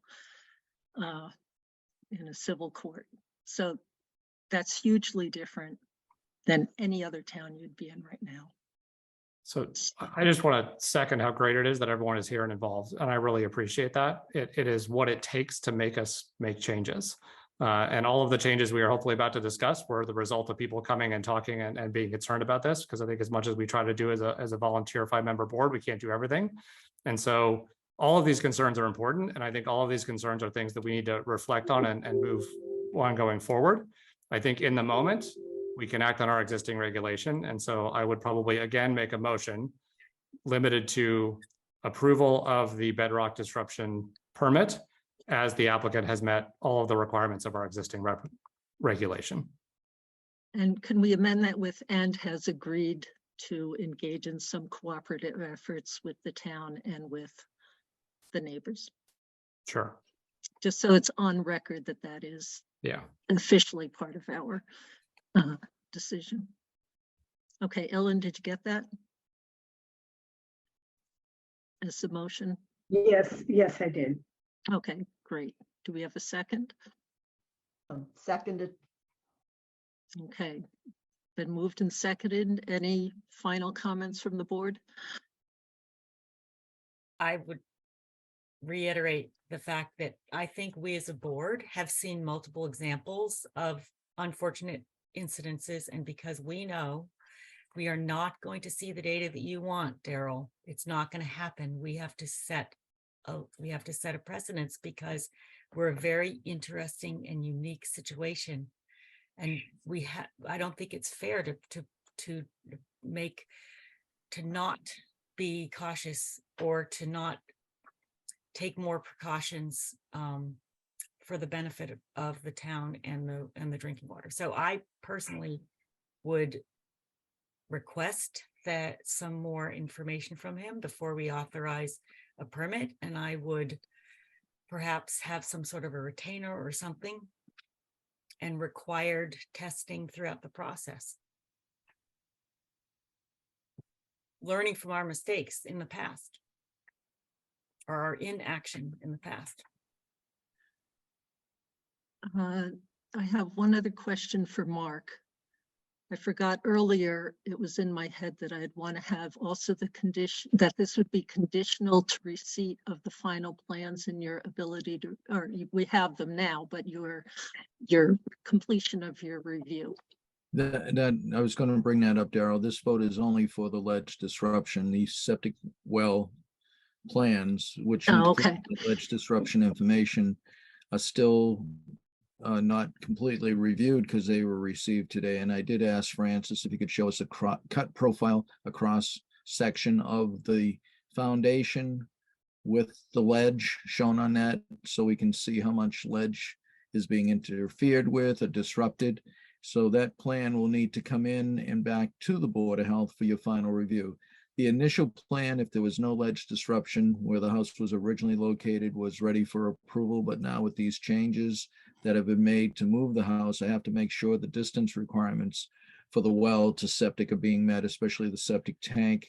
I don't foresee any major issues, but I think the board would be best to see a cut profile, or what we call a cross profile, of the foundation with the ledge shown. To be clear though, Mark, is that needed for septic approval? No, that would be what was discussed tonight. So if you don't want that on the septic plan, you could do it maybe on a separate plan. I just thought it would be, they're providing us information on the plan that I think is insufficient. The reason I do is they're saying that they're reducing the cubic yards, and it's hard to get that detail until you see that cross profile. So is your recommendation, Mark, that we don't vote on this at all tonight? It's up Because to I you. guess in my mind, the approval of the permit doesn't hinge on the exact amount of ledge being disrupted. That is correct. They're not connected, but because they're on the same plan, that's why I'm saying if you're going to show us information on the ledge and the deep holes you dug, we do require that they show drainage as well as the foundation being 2 feet to groundwater or assumed groundwater. So that's going to have to be shown on the plan. And if ledge is considered the groundwater, then indeed we have to make sure with this new plan that's detailed. So they are combined to some degree, because usually groundwater is determined where the ledge is found. It's assumed to be where groundwater may be. So that is part of the septic regulations. So I would right. say, So, but I think my question is, this vote doesn't hinge on an approvable septic plan. And It that we would does still not. need to, we would still need to see that later to make sure that it met all the regulations to approve the septic plan. Correct. If you wish to separate them, indeed, that can be done that way. Or they can combine them, but you're correct. The vote you're making tonight is not in any way directly related to the final vote of the septic and well plan. Okay. So I think my goal of my motion was to restrict it only to the issuance of the permit for bedrock disruption. But I think to proceed with approval of the building plan, that we need to have approval of the septic plan. And so I would say, in my mind, we are just voting on the bedrock permit, and that doesn't remove the need to still have approval of everything else. And it sounds to me that if there are still things that are outstanding in terms of you needing to verify distances and that sort of thing, Mark, that bedrock disruptions should not proceed until the approval of that plan. Otherwise, they could be undertaking efforts that would need to be changed, and it might render some of them futile or redundant. I agree, Daryl, and especially the part in our septic system regulations that state the foundation shall be 2 feet above groundwater. So they still need, because we've been dealing so much with the ledge information, I think that may have been omitted. So they have to make sure this foundation is 2 feet above seasonally estimated groundwater. So that's going to be a key factor in the final septic plan approval. Okay. But it's still, so it sounds to me like we need more information to approve the septic plan, which is fine. If we approve the bedrock permit now, can they proceed with doing anything until we approve the septic plan? If it's approved, they would be able to do ledge disruption if they so wish. But in disrupting the ledge, they may have a more difficult situation in determining groundwater at the base of the foundation, because they need to show that that foundation will be 2 feet above groundwater. So I know it's a different concern, but by removing ledge, they may now be in a situation where they have a more difficult situation determining the actual groundwater at the foundation. So It's their Matt, we don't choice. see this very often. I just wanted to explain. So Board of Health regulations require that the bottom of your foundation be at least 2 feet above groundwater. And when you're going into bedrock, that is very difficult to determine. And we've had a case where other provisions had to be made around a foundation to provide appropriate drainage so you don't have the risk of mold and other problems with moisture in the home. Yeah, I think all of that makes sense to me. I'm just trying to separate out the things we're voting on and trying to avoid turning this into a discussion of all the other aspects of the building plan. Now, that explanation is also intended for Eddie and for Francis, so that they know that you don't want to start doing all your work until you are firm on that other information, because you might have to make a shift again in the house location. Thank you, Daryl. Okay. All right. So we've had the motion with a condition. We had a move and a second. We had a little conversation. All right. Are we ready to vote? Or is there any further comment? That's new. Okay, hearing none. Matt, aye. Julie, aye. Diana, aye. Rebecca Honeywell, nay. And Daryl, aye. Thank you, everyone. I'd also like to say, since our last discussion, I've been thinking a lot about our challenge of needing technical evidence for regulations. I know Rebecca disagrees, she's expressed that, but that is the way we have been instructed to do things. We know about towns that have lost ground on some of their more protective regulations because they did not have that footing going into what they were doing, and then they slid even further away from their ultimate goal. So I'd like to avoid that. But what I'm wondering is, if we have this much support in town for protecting public health, perhaps another way to address this is through more policy, high-level policy within the town, overarching, that might provide us the kind of support that would allow us to make more protective regulations. So I'd like you to keep that in mind. Please stay involved. We'll try and keep in touch. We'll keep trying to protect public health as we do every day here at the Board of Health. And that's it for now. And we have a public hearing that we're overdue for. Thank you very much, guys. So- Have a great night. Okay. All right. So back to the public hearing. So do we have a motion to open the public hearing? So moved. Seconded. Any other discussion? Hearing none? Matt, aye. Julie, I. Diana, I.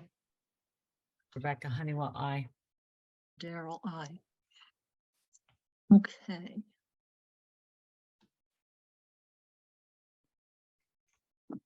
All right. Carol, do we need to reread what we read the first time about the posting and the procedure? Ellen? I'm going to defer to Ellen's expertise on that. No, because that was it when the hearing was first opened. And it's just continuing. Okay. It's like it's been one continuous hearing for a whole week. Nothing ever happened in between. Nothing at All right. Thanks, Ellen. How far did we get? We finished regulation 1 and we stopped at the start of regulation 2. Okay, good. That's what I thought. And did we decide if we're voting in, I didn't look, I apologize, I couldn't be there last time, but I reviewed the minutes. Did we decide, are we voting at each point or how are we proceeding with that? We decided to vote at the end, and part of that was so that you could be involved in the voting. Thank you. However, what I neglected to tell you in between is that, so Ellen, is reading the minutes sufficient? No, he's got to listen to the tape. Watch. Okay. All right. So sorry about that. So, well, maybe we'll postpone that one. Well, we'll decide that later about voting. And then I think you also need to then write something to the town clerk, but I'd have to verify that. Or attest to the town clerk that you did watch the video. Okay. For that portion of the I would have done it. discussion. Yeah, sorry about that. I was busy. Yeah, I with other mean, things. so was I, or I would have just done it. Instead, I read the minutes. So how do we proceed then? I just can't vote on anything that was discussed last time. Possibly not. And let's see how far we get, given that it's already almost 9 o'clock and we're just starting out. So if we finish, then we can contemplate whether we're voting on everything or voting on just the sections that you've been here for tonight. I don't know. All right. I don't have an answer yet. And Daryl, if I may, I forgot to mention, I'm not for sure if I have anyone in the audience for my business, but if there are, they may be waiting to hear those 2 building application reviews. Thank you. Okay, is there anyone waiting for? Yes, I was just gonna and try to interject. Actually, yes, for 17 Southfield. Okay. We're also for 243 South Main. Oh dear. Okay.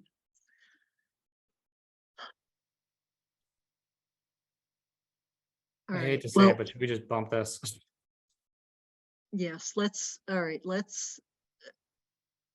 I was I mean, going to we're proceed an with hour, this. we're almost an hour behind when we initially intended to discuss it. I can't vote on it and we have other people waiting. It's a little bit of a mess.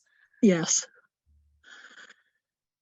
Oh boy. All right. Well, let's start with this and we'll give some amount of time. Let's see how far we get and then maybe we will continue again. Okay. So, all right, so Julie, you did a great job last time of introducing things Different for light- the, I have different lighting conditions tonight, so let's see. oh, how it goes. But I do have my glasses with me. All right, so regulation 2, currently labeled domestic water supply, renaming the title, deleting the word domestic so that it will read water supply. So just as a note for anyone who's new to the hearing, italicized words are being removed, bolded text is being added, and all the other text is remaining the same. Do we need any discussion on the change of the title, Daryl? yes, I get. Anyone on the board have any comments? Or anyone else? Just to not be limiting to domestic, since we have, for example, businesses in town. Okay. All right, go ahead to the next one then. Oh, so under the same regulation, section 1.1, in order to enforce the provisions of Article 2 of the State Sanitary Code, Regulation 4, water supply, a permit from the Board of Health shall be required for the development of a suitable source of water supply prior to the start of any construction on a building or buildings where water will be used.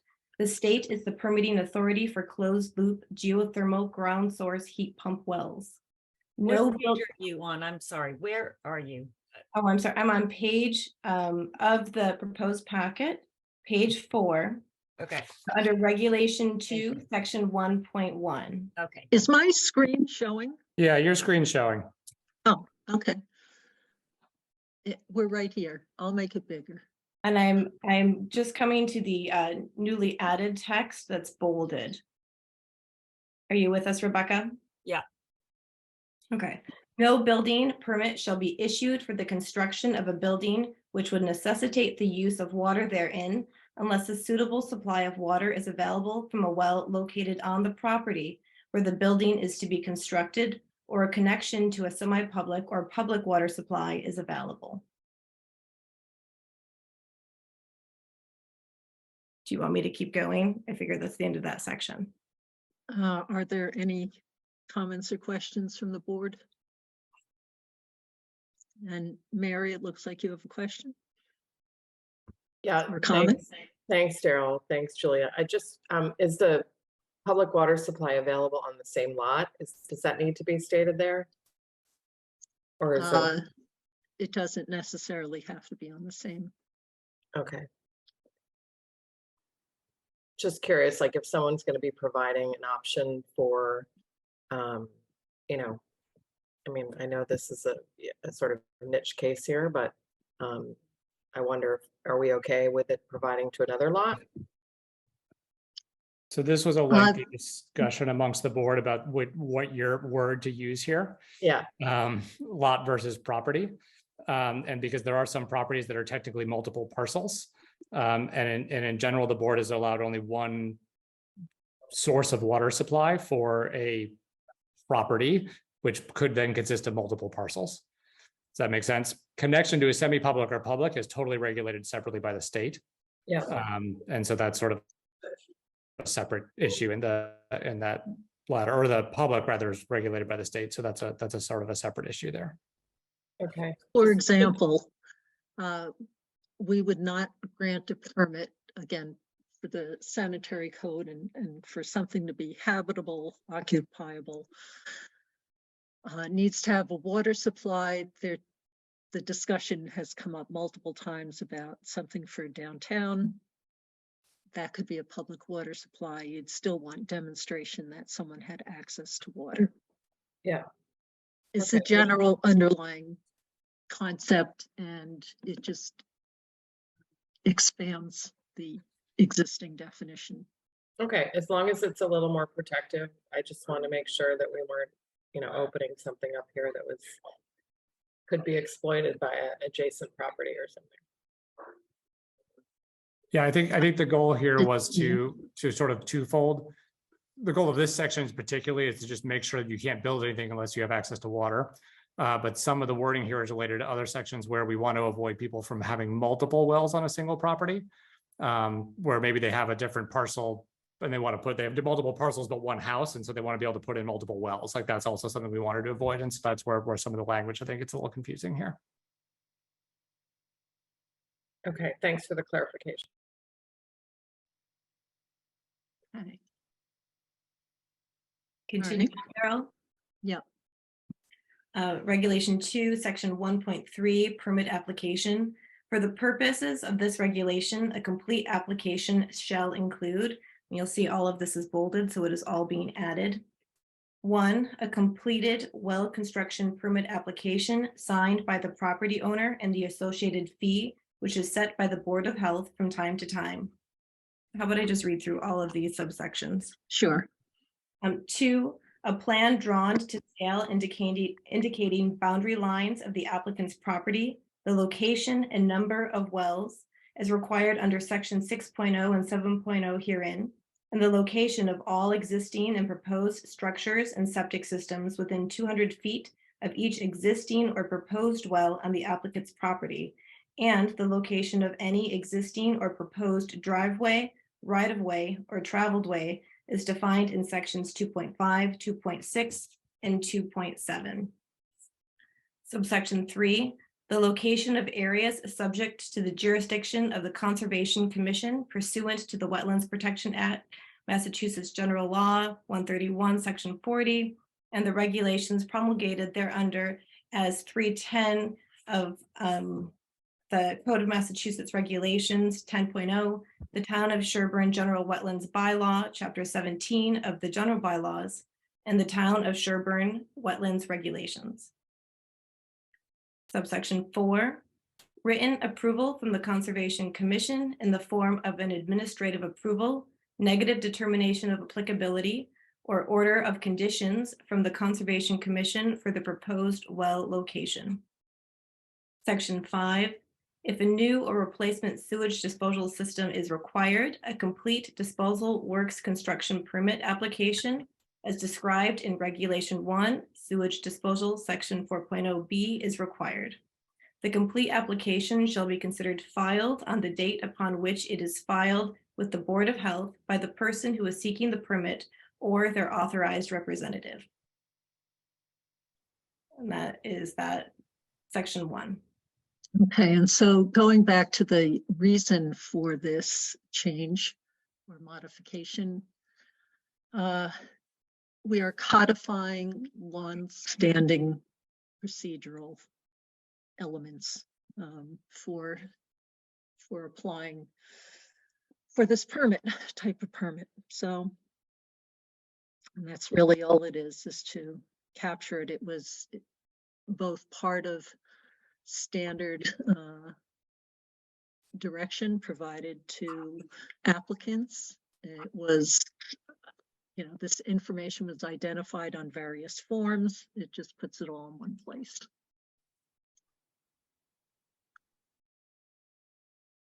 Any other comments? Okay.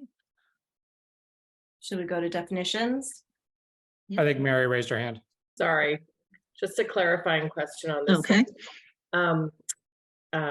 So I just want to make sure I understand. So it's only considered, the date when you guys start the clock is only when it's considered a completed application. Is that right? Yes. Okay, thank you.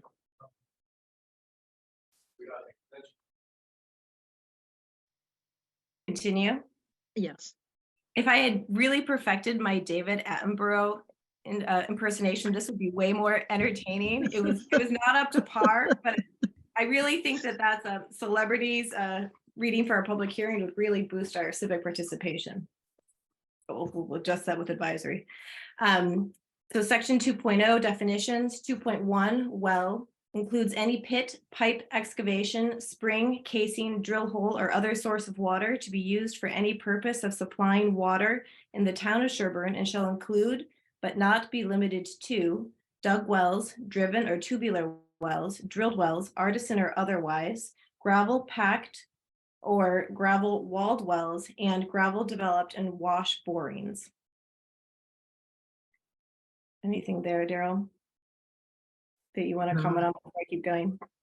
I don't know if you said the word springs before gravel packed. Oh, did I skip springs? My apologies. Maybe. Springs, gravel packed or gravel walled wells and gravel developed and wash borings. Thank you for catching that. I'm sorry, this yellow that I highlighted in is really not readable in my current situation. So again, just to, since we don't really distinguish between potable and non-potable water in town, we regard everything as potentially drinking water. So I think that's why potable came out. And then it was just really to, that manual referred to has not been updated since the 1980s, I believe.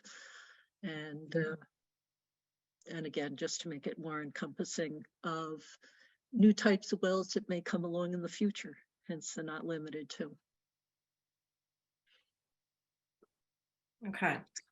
2.2 water systems includes structures, pipes, valves, fittings, tanks, pumps, motors, switches, controls, and other apparatus and apparatuses installed or used for the purpose of storage, distribution, filtration, treatment, or purification of water for any use, whether or not inside a building. Same thing, look to the way water systems were defined elsewhere to see what terms might have been missing. So not much. 2.3, private water supply. Any water system serving or intending to serve on one property, business, or residence as described in section 7.0. The system shall be contained on the property and shall include all of the sources, treatment works, and distribution lines to the point where distribution takes place within the building on the property. Anything there, Daryl? I think again, removing the distinction about human consumption or domestic uses. It could be other kinds of uses, commercial. And then to move away from the concept of lot to property as is defined elsewhere. Looks like Rebecca had a comment. Yeah, well, I can wait till this is done because it's more to do with the semi-public. So I'll wait. Okay. All right. On to 2.4. Yep. Semi-public water supply. Any water system serving or intending to serve water for human consumption, human contact, domestic uses, or for purposes including but not limited to multiple dwellings, restaurants, food processing, food preparation, and/or food service, schools, institutions, campgrounds, recreational camps for children, state town forests, parks, beaches, and agriculture.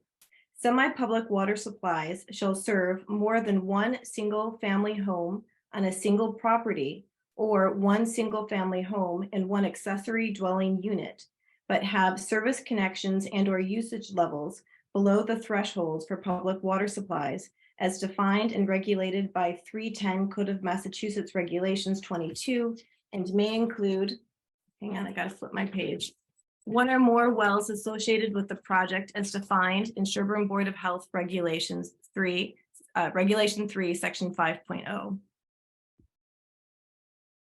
Okay, so for this, as you can see, the word dairies was in there, I think reflecting that Sherborn used to have many dairies in town. So rather than limiting it to dairies, the food processing, food preparation, and/or food service really substituted for that.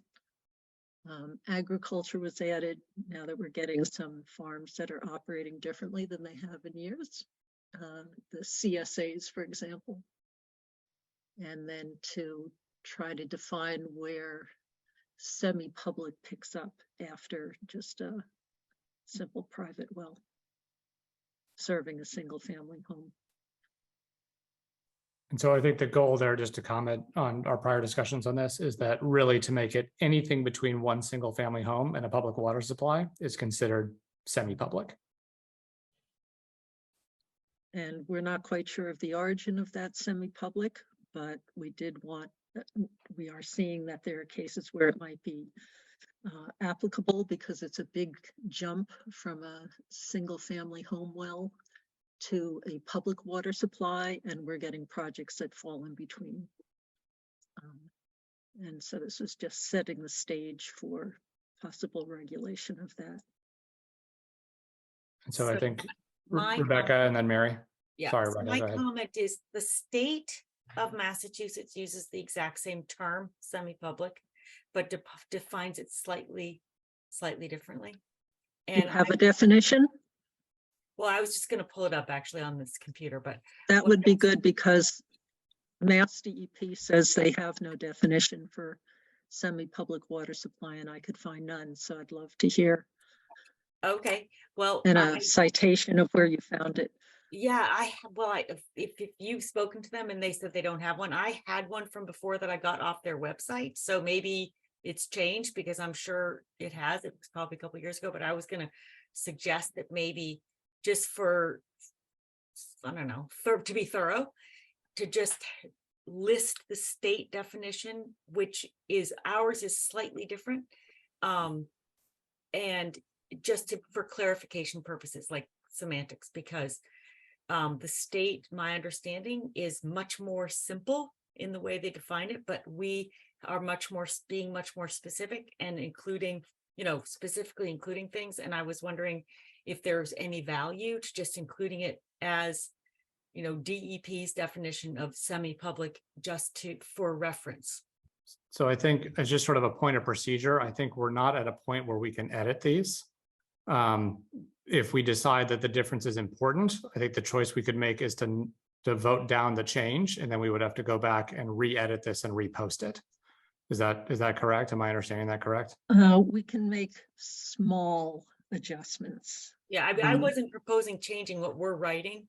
It's as our Sherborn regs. I was wondering if there's a value in having a reference to the state definition of using the same word because it has the same title, just for clarification purposes, because ours specifically apply in Sherborn. So are you asking to edit this in some way? That's what I'm not understanding. No, we would not edit. So what we have here is the Sherborn regulation and the Sherborn definition of semi-public. Yeah, I agree with that. What are you asking to change? That's what I'm not clear on. The state also uses the term semi-public. But I think, Rebecca, maybe I'm not being clear in my question. What exactly do you want in here that's not in here? That's what I'm trying to understand. I understand the state has one definition. We have one definition. Are you suggesting we write something in here to say the state also has a definition? That's what I just don't ask what the changes you're suggesting. I was asking the board if you think there might be a value for clarification purposes to clarify that the state definition of semi-public, if somebody looks up the regs and then looks up Google's, semi-public, but gets a different reference from a different source like DEP, that's not relevant to Sherborn because it's under our jurisdiction. Would it be relevant for reference only to have it there, so for people to see the difference, because it's much more vague at the state level? So I guess there are a couple things. One, this is the type of discussion that during our 6 or so months of preparing the changes, I would have rather had this then, because now we're really only supposed to be addressing what we've proposed. We're not, supposed to be opening it up again, rehashing items, wordsmithing. We did that for many, many meetings. Right, and I mentioned. So I'm a little hesitant about that, and also, Mark, I believe we got word back from the state that they had no definition for semi-public. Is that correct? They do have a definition. There is a specific definition for semi-public. Daryl, I'll answer. Okay, thank you, Mark. Daryl, from what I heard, no, there isn't. It's just public water supply at the state level. No semi-public. So I think for the point of moving on here, I think Rebecca's comment is noted, and then I think we can incorporate that when we make a decision on voting later, is probably what we can do here. And also then, you know, anytime you find that sort of information, just share it with Ellen and she can include it for discussion at a meeting. It's hard to do it without seeing it. Yeah, so And my understanding is that they call semi-public is also called transient. So those are referring to for. oh no, transient, transient non-community is a subset of public water supplies, has Correct. nothing to do with semi-public. The only reason that I was mentioning it is that because we're using the exact same term, I thought it would clarify. People find it confusing that it's not the same thing as what the state uses sometimes as that, using those words. That's all. It was Okay. clarification. It wasn't. Okay, That makes All right. sense. I think in general, our regulations supersede the state. So Mary, do you want to comment? Thanks, Matt. Yeah, I just had a question in the published proposed changes. Section 5.0 is not in there. And I just wonder if you could flash that up just for reference to make sure people understand in the comment here where it says and may include one or more wells associated with the project as defined in Sherborn Board of Health Regulations 3, Section 5.0. It skips from like 4.0 to 6.0, and I just wonder. right, it's only Right. showing the sections that. Yeah. No, it's Um, actually here. We are going to come to it later.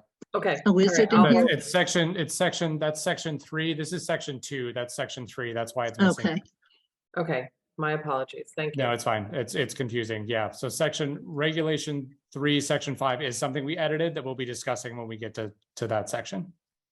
All right, perfect. Thank you. all right, anything else on that? Okay, Continue, Daryl.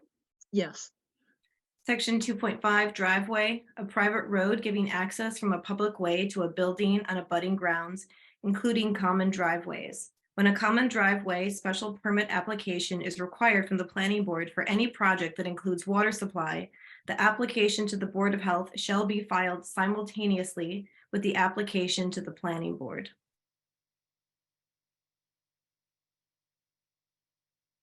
Shall I keep going to traveled way? yes, Okay, no change. I guess 2.6, we just added the 2 to 2.6, but no change in the definition. 2.7 traveled way, the component of the thoroughfare between the curbs, or when there is no curb, the area between the edge of the traveled surface on both sides on which vehicles normally travel. As I recall, this was just done because some roads aren't paved. yes, that's my recollection. Is this a typo? Because it says pavement traveled surface. Pavement is italicized, so should it's going to be be deleted. removed. Thank you. Okay. Can go on, Julie? I keep going, Daryl? Okay. Yes, Sounds good. Section 3.0 sanitary performance. The well contractor shall observe sanitary measures and precautions in the performance of well development work in order to prevent pollution or contamination of the well. Use of water from streams, swamps, or abandoned wells for drilling or development shall be prohibited. and just so people know that development refers to, it's talking about well drilling or well development, not just developments in general. And also, we're being more inclusive in our language in this section. Any other comments on that? Or questions? Mary? Oh, okay, thumbs up for Mary, great. Is Rebecca, is your hand up for this or? No, I just forgot to take it down. Sorry. No, just making sure we get everyone. Yeah. Section 4.0, well drillers. Well drillers must be certified by the Massachusetts Department of Environmental Protection. A copy of such certification shall be available on site for the agent's review. And that was just updating the appropriate mechanism for well drillers to operate in Massachusetts. All right, so Okay. you're under well location, Daryl. I'm just wondering how you would like to proceed. A, B, C, and D have no changes, no additions or omissions.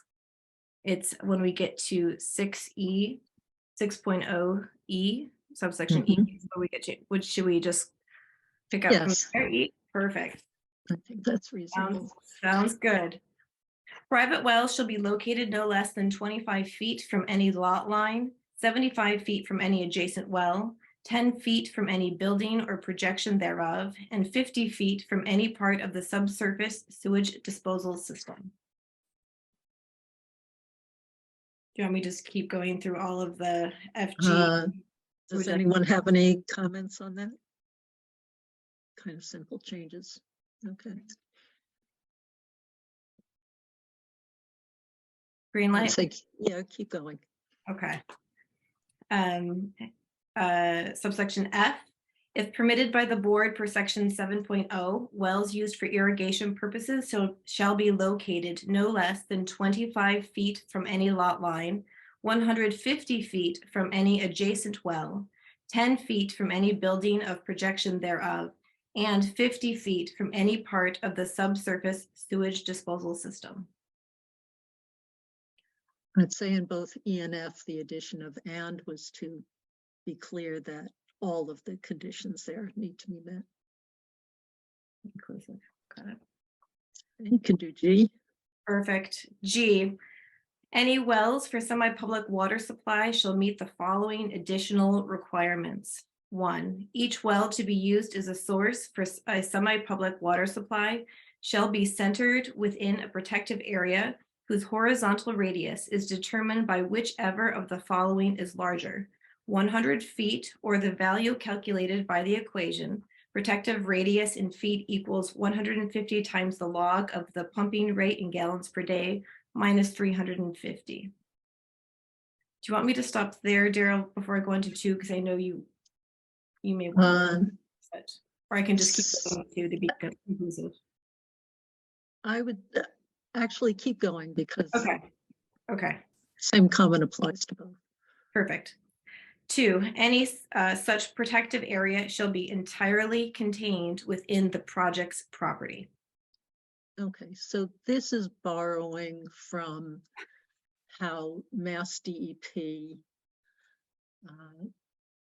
has these kind of requirements for public water supplies. And while that may sound perhaps extravagant for a public water supply, when we looked at the various pumping rates that might be needed for larger wells supplying more than a single family home, it turned out that the radiuses were not necessarily different than what we have already for the wells in town. And therefore this was just, it would grow and accommodate a larger pumping rate from something as it began to approach a public water supply size. And so it is based in Mass DEP regulations and their approach to well protections.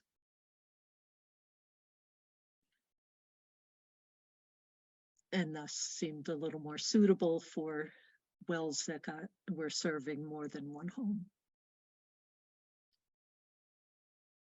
Okay. I don't see any hands. Look at the progress, Daryl. This is amazing. All right. You run late enough, I'm and sorry. I guess I'm this gonna knock on wood happens. right now. I'm sorry. Sorry. All right. Be careful. Continuing under section regulation 2, moving on to section 7.0. Oh, Number. wait, did you read H? Did you read H? Oh, I'm so sorry. I missed it. H, the distance may be increased by the Board of Health when, in its opinion, adverse conditions exist. Thank you for catching that. I think that was drawn from somewhere, like the model well regulations or some other. It's actually just moving the Something. former G to H. Oh, is it? Oh, Yeah. so it did come from somewhere. We had it. Okay. Came from us. We needed to keep it. Okay, All right. now I Just might, want to look ahead to see where we might want it, since I think we're getting punchy and we have people waiting. How far do we want to go? I guess, do we think we can get through 2, or is that too much? That's what I was wondering. It is. 2 is pretty lengthy, I will say, Matt. Yeah. I don't know if. Yeah. No, I don't think so. No, I One, agree. Yeah. I just know we have two people waiting. Yeah.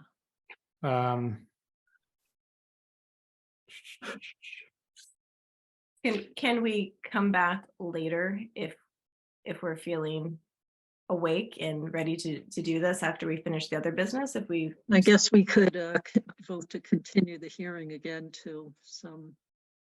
Mark, how much time do you think we'll need for the, I would say probably 20 minutes at least? 20 per, maybe 20, because one of them may go quicker than the other, but I would say 20 to 30 minutes. Okay. Could you go through like number 12 on page And 11. 8? You just have 10, 11, and 12, and then stop at number 13 on page 9. That sounds good. Okay. All right. Let's do that. stop at 13 on page 9. I'm not seeing the 13 section. Oh, okay, I see. Okay. Sounds good. We'll do, Ellen. All right. Subsection 7.0, number of wells. In recognition that groundwater is a shared resource and that well placement may impact access and use for abutting property owners, only one well per property, business, or residence shall be allowed. Multiple lots associated with one owner, association, business, or residence shall be considered a single property for the purposes of this requirement. Installation of an additional well or wells to supply a multi-dwelling project, a property zoned, assessed, and operated as a commercial agricultural land or another need not specified shall require the submittal of an application to the board for evaluation. The application shall include justification for the additional well or wells and a plan to demonstrate no adverse impact to nearby wells or water resources. The board may place conditions on approved additional wells. No well shall be used to supply more than one dwelling, according to Chapter 40, Section 54 of the Massachusetts General Law, unless permitted as a public water supply under 310 of the Code of Massachusetts Regulations 22 by Mass DEP, or as a semi-public water supply, Regulation 2, Section 2.4 by the Board of Health. That concludes number of wells. Any comments? So the Hearing none.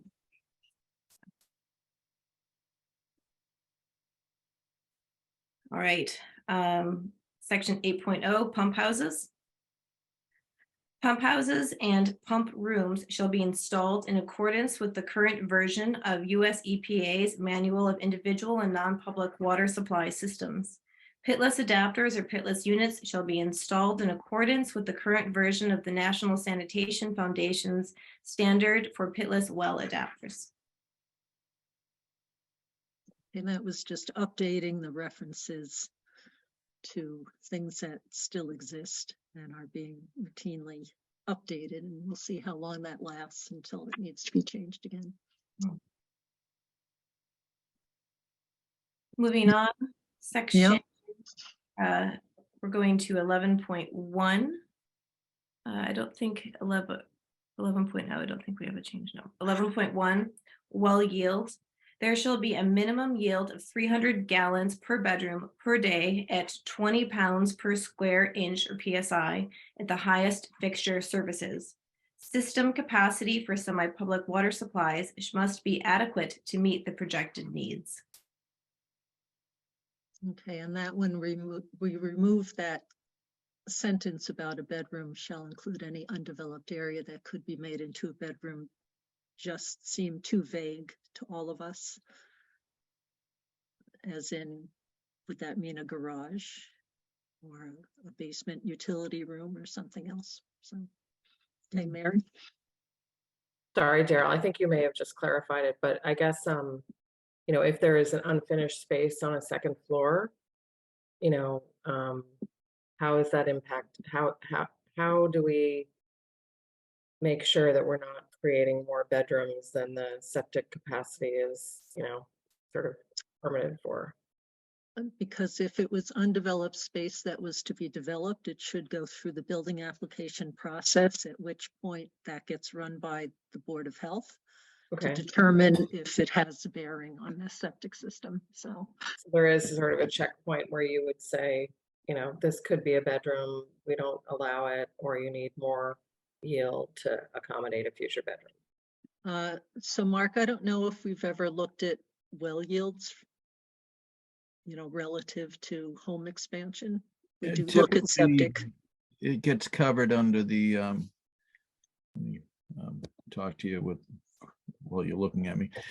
Typically that gets covered with the well pump testing. We require a 4-hour pump test and minimum's 2 gallons per minute.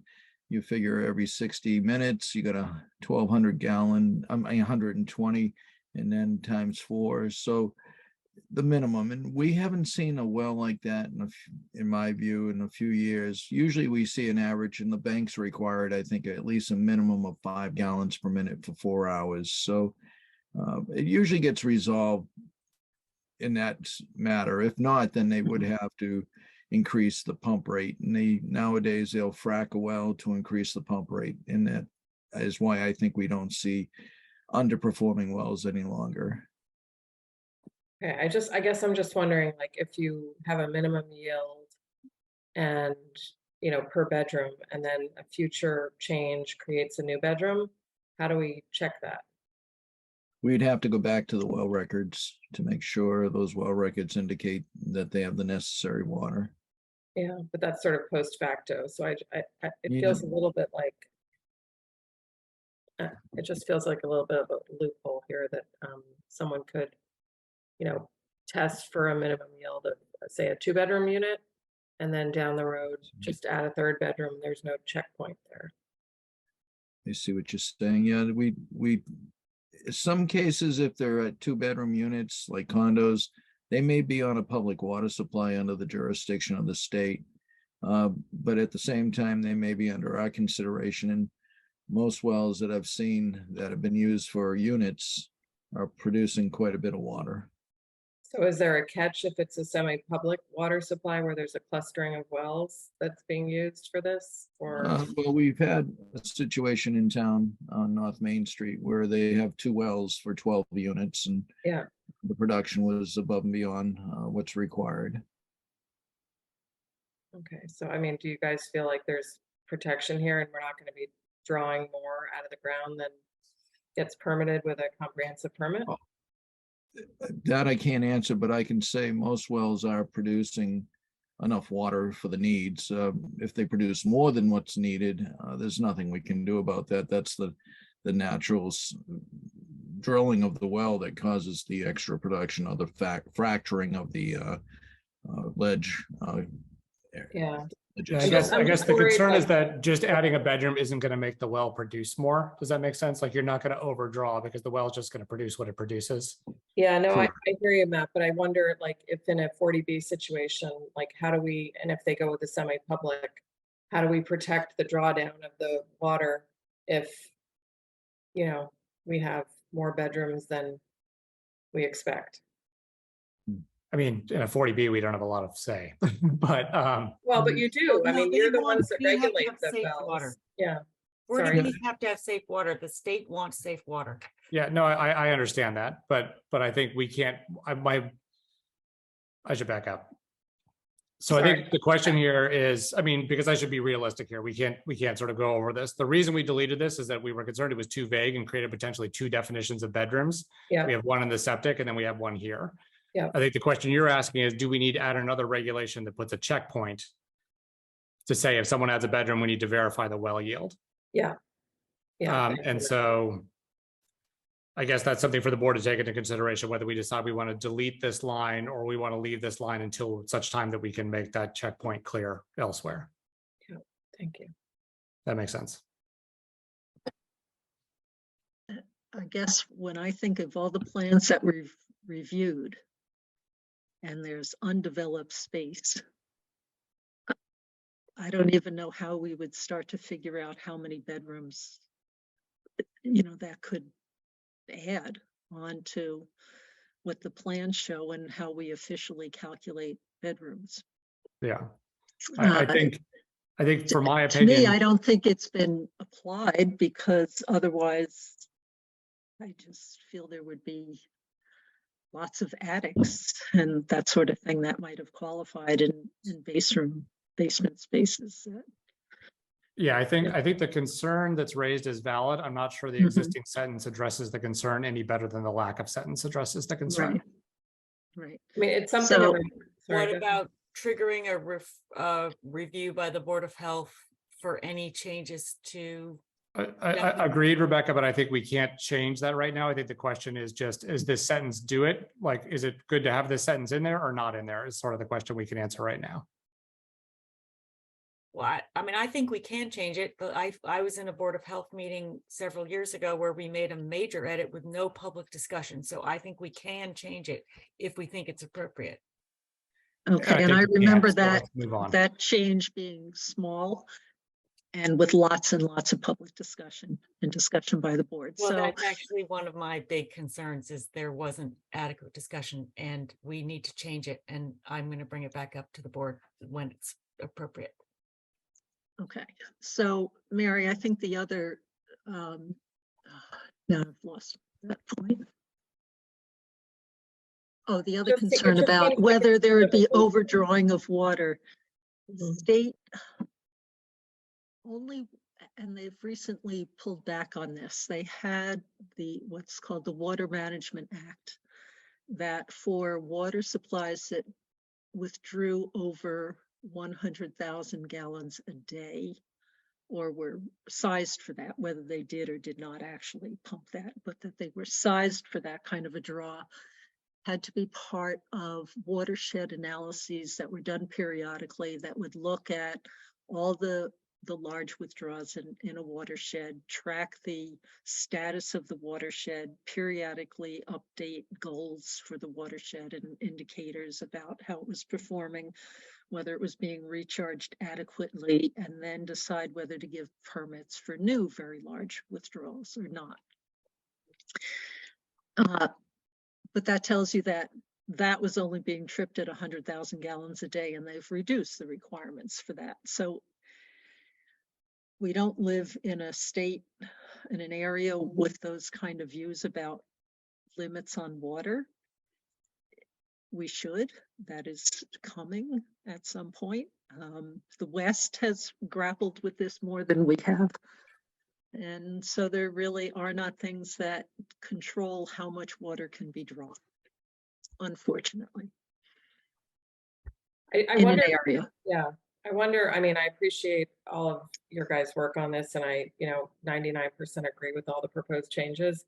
I wonder on this one though, if there's something we could add that just says, system capacity for semi-public water supplies must be adequate to meet the projected needs. And if, design changes require, as design change, something like to keep current with any design changes that might happen. I'm worried about, 32 homes going in next to me and, the drawdown of water being, much more significant than what we anticipate. And there's no control on it. Like you said, once it gets approved, they'll be able to take as much water out of the ground as they want to. So I don't know. I don't know what the answer is here. And I do appreciate your guys' hard work on this, but I worry that taking the bedroom out allows for, lofts and other things and third and fourth bedrooms and things like that, where it's a 2-bedroom design. All right, so not to get into too many of the tangential issues, but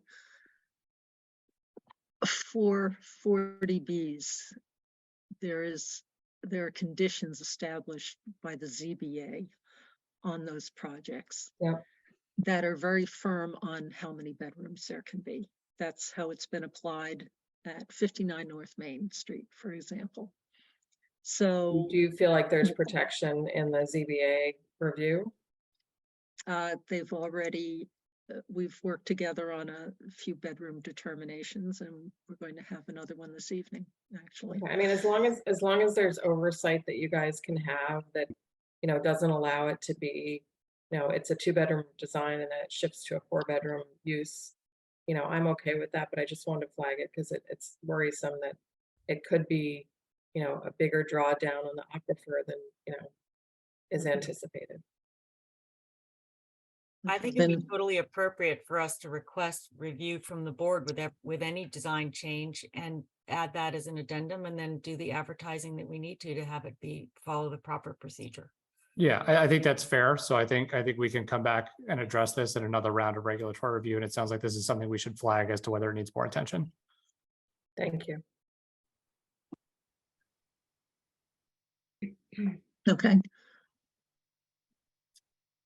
It looks like there are no changes in 11.2, so 11.3. Well installation and development. Wells shall be installed and developed in accordance with Sherborn specific regulations and Mass DEP's current private well guidelines. Okay, that was just to take advantage of the, we have requirements that are not in the private well guidelines that in some respects go beyond the Mass DEP's guidelines. They are just intended as guidelines. We could adopt it as a town or not. In this case, we're just referring to the guidelines they have a lot more details than we have. That could be useful to people putting in wells. 11.4 static water level. If the static water level in a well is shallower than the depth to bedrock for the well boring once development of the well is completed, the licensed well driller shall determine the reason or reasons for the level and provide a written statement to the Board of Health regarding whether the well is inappropriately drawing from overburdened groundwater and requires corrective action. Okay, so in talking with Mass DEP, since this has been observed periodically, they also have seen it and have found that it is not, you know, it could be something as artisanal as opposed to drawing from overburdened groundwater. But this is a way just to, if we see that coming in on information on plans, then there's a mechanism to just make sure that the licensed well driller has looked into the issue to ensure that it's not drawing from overburdened groundwater, which we would consider riskier in terms of being contaminated from being closer to the top of the ground, essentially, and any pesticides, fertilizers, spills of oil from a car, what have you, salt. That's a general concept here. Rebecca, do you have comment? Yeah, I just have a procedural question. So for example, I would like to propose that we vote to amend that sentence in the regulation a couple paragraphs back, that any changes to design flow trigger further review but in front of the Board of Health. At what point would you like that vote to take place? That needs to go Now? through another process we're of having a regulatory review with the discussion public and- posting. I thought we've been over this. We can vote up or down these existing ones.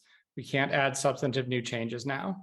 But that's And- not what happened 3 years ago. We voted right on the floor at the time of the discussion to And we make. probably shouldn't have. And so I think what we're discussing is what we're doing now. And so at this point, we're not amending existing things. We're trying to go through the proposals that we spent the better part of a year discussing. And so it's vote up or down at this point. And then if there's a new proposal, that can happen after we get through these existing ones. Then how do we improve weaknesses that we identify from public comment? And Then we choose not to, we can choose not to change it and re-revise it. You want to postpone, so basically it will get passed like this without a requirement to go back to the board. Yes, if we would leave the existing regulation in place, and then we would go back and change the regulation at a later date, which is what we've been working on for 6 to 9 months now. I know, but we could, as a board right now, improve this regulation, and we could do it, we could vote as a board whether or not we think it's appropriate to change it right now. And then if we don't want to as a board, we can do it 6 months from now, which is what would happen. Or we have a difference of opinion about what constituted a significant change. This, what you're proposing now, I'm saying we have a difference of opinion on where the line gets drawn about significant. I guess I'm saying that the other is opening up a whole new concept, right? It's not a refinement of something that's here. You know, it's not saying should the minimum yield be 300 gallons or 500 gallons a day. It's a new concept about like an additional review of well yield. And I think that is substantially different than what this is currently addressing. Except that. But I'd be happy to address it. Or not approve it. Right, we could choose not to approve this at all, and then it would stay as it is with the. Yeah, we could choose not That's to an approve this option. change, and then it would stay as it's listed with a bedroom shall include any undeveloped area. That's a choice we could make when we vote. Well, I don't think it's a much of a change. It just Rebecca, if you'd like to make a motion to make the edit now, you can do so, and we can vote on whether we think that's acceptable. Okay, I'd like to propose that we, because a design flow is closely defined at the state level, and if a bedroom is added, it would change the design flow, which would change the requirements and the liabilities, et cetera. And these are private water supplies, so each resident is in a shared well. So a change in design flow and demand could potentially affect every resident of a multi dwelling unit. Rebecca, what are you moving exactly? I'm moving. Right, we need specific language. We change get in the design concept. flow. If any bedrooms are added, that this precipitate a review of the board. Is there a second for that motion?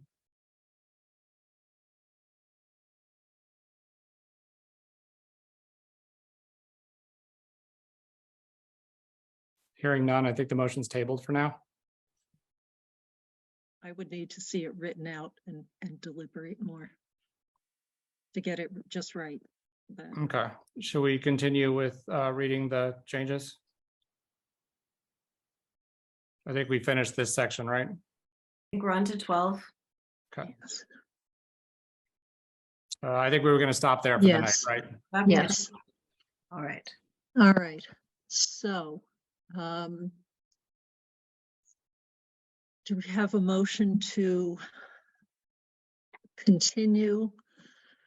Oh, wait, let's first find out when we're going to do this before I make the motion. So our next meeting is only for the review of plans that needed to be looked at within the 45-day window.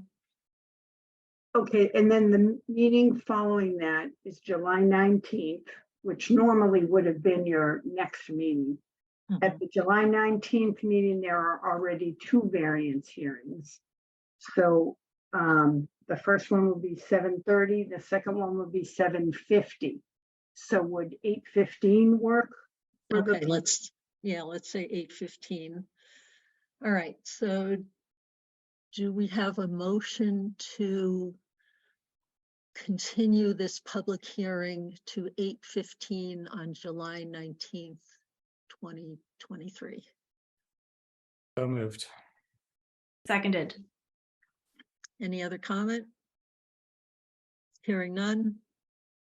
Matt, aye. Julie, I. Diana, I. Rebecca Honeywell, I. And Daryl, I. Okay, and thank you very much to the people who've been waiting.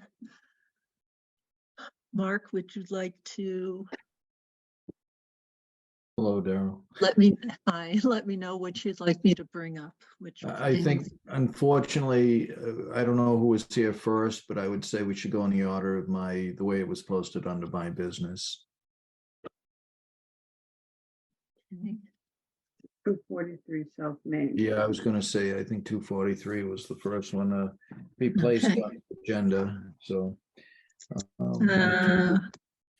there's a which lot of the of things should I bring up for 240, yeah, I would bring 23 up. dash? Well, we can bring up the status of the septic system and then we can go into the building permit if the board's okay with that. And I can give you a summary. I have a summary I can let the board Oh, I know. was thinking, is there something that we should be looking at? Like which document would be most useful? Well, the septic plan maybe and the final grade, Okay. because those two are. The 1989 one? I Yes, it guess. was the septic plan was approved for a 6-bedroom house in 1989. And we should have that there. There it is there for a 6-bedroom. That would be up in the upper right corner, about 3 statements down. You'll see 6 bedrooms. With that said, the applicant built a house that has not yet been seen by the Board of Health, and the final grade as built, although completed in, there it is, yep, right there. Although completed in 1995, we just received it at the beginning of June. We received, what happened was when this building application came across, which is for changing a family room into a master bedroom and an office, I went to look at the file and did not find any certificate of compliance for the file. The reason is the file, first, the installer unfortunately passed away, but we never received final documents, that being 1, the final grade as built, which we just received, and 2, a certificate from the installer, what we call an installer's certificate for the completion of the septic system and for the abandonment of the existing system that was on site. And as I say, unfortunately, their installer passed. So there's 2 issues going on with the septic system before we even get to the building permit, and it has been noted to the applicant as well. The first thing is that I spoke to the engineer on June 12th when the as-built came in, the final grade as-built of this year, and explained to him that it's showing excessive cover over the soil absorption system. The town of Sherborn only allows 2 feet of cover in this, I think it's the southwest portion.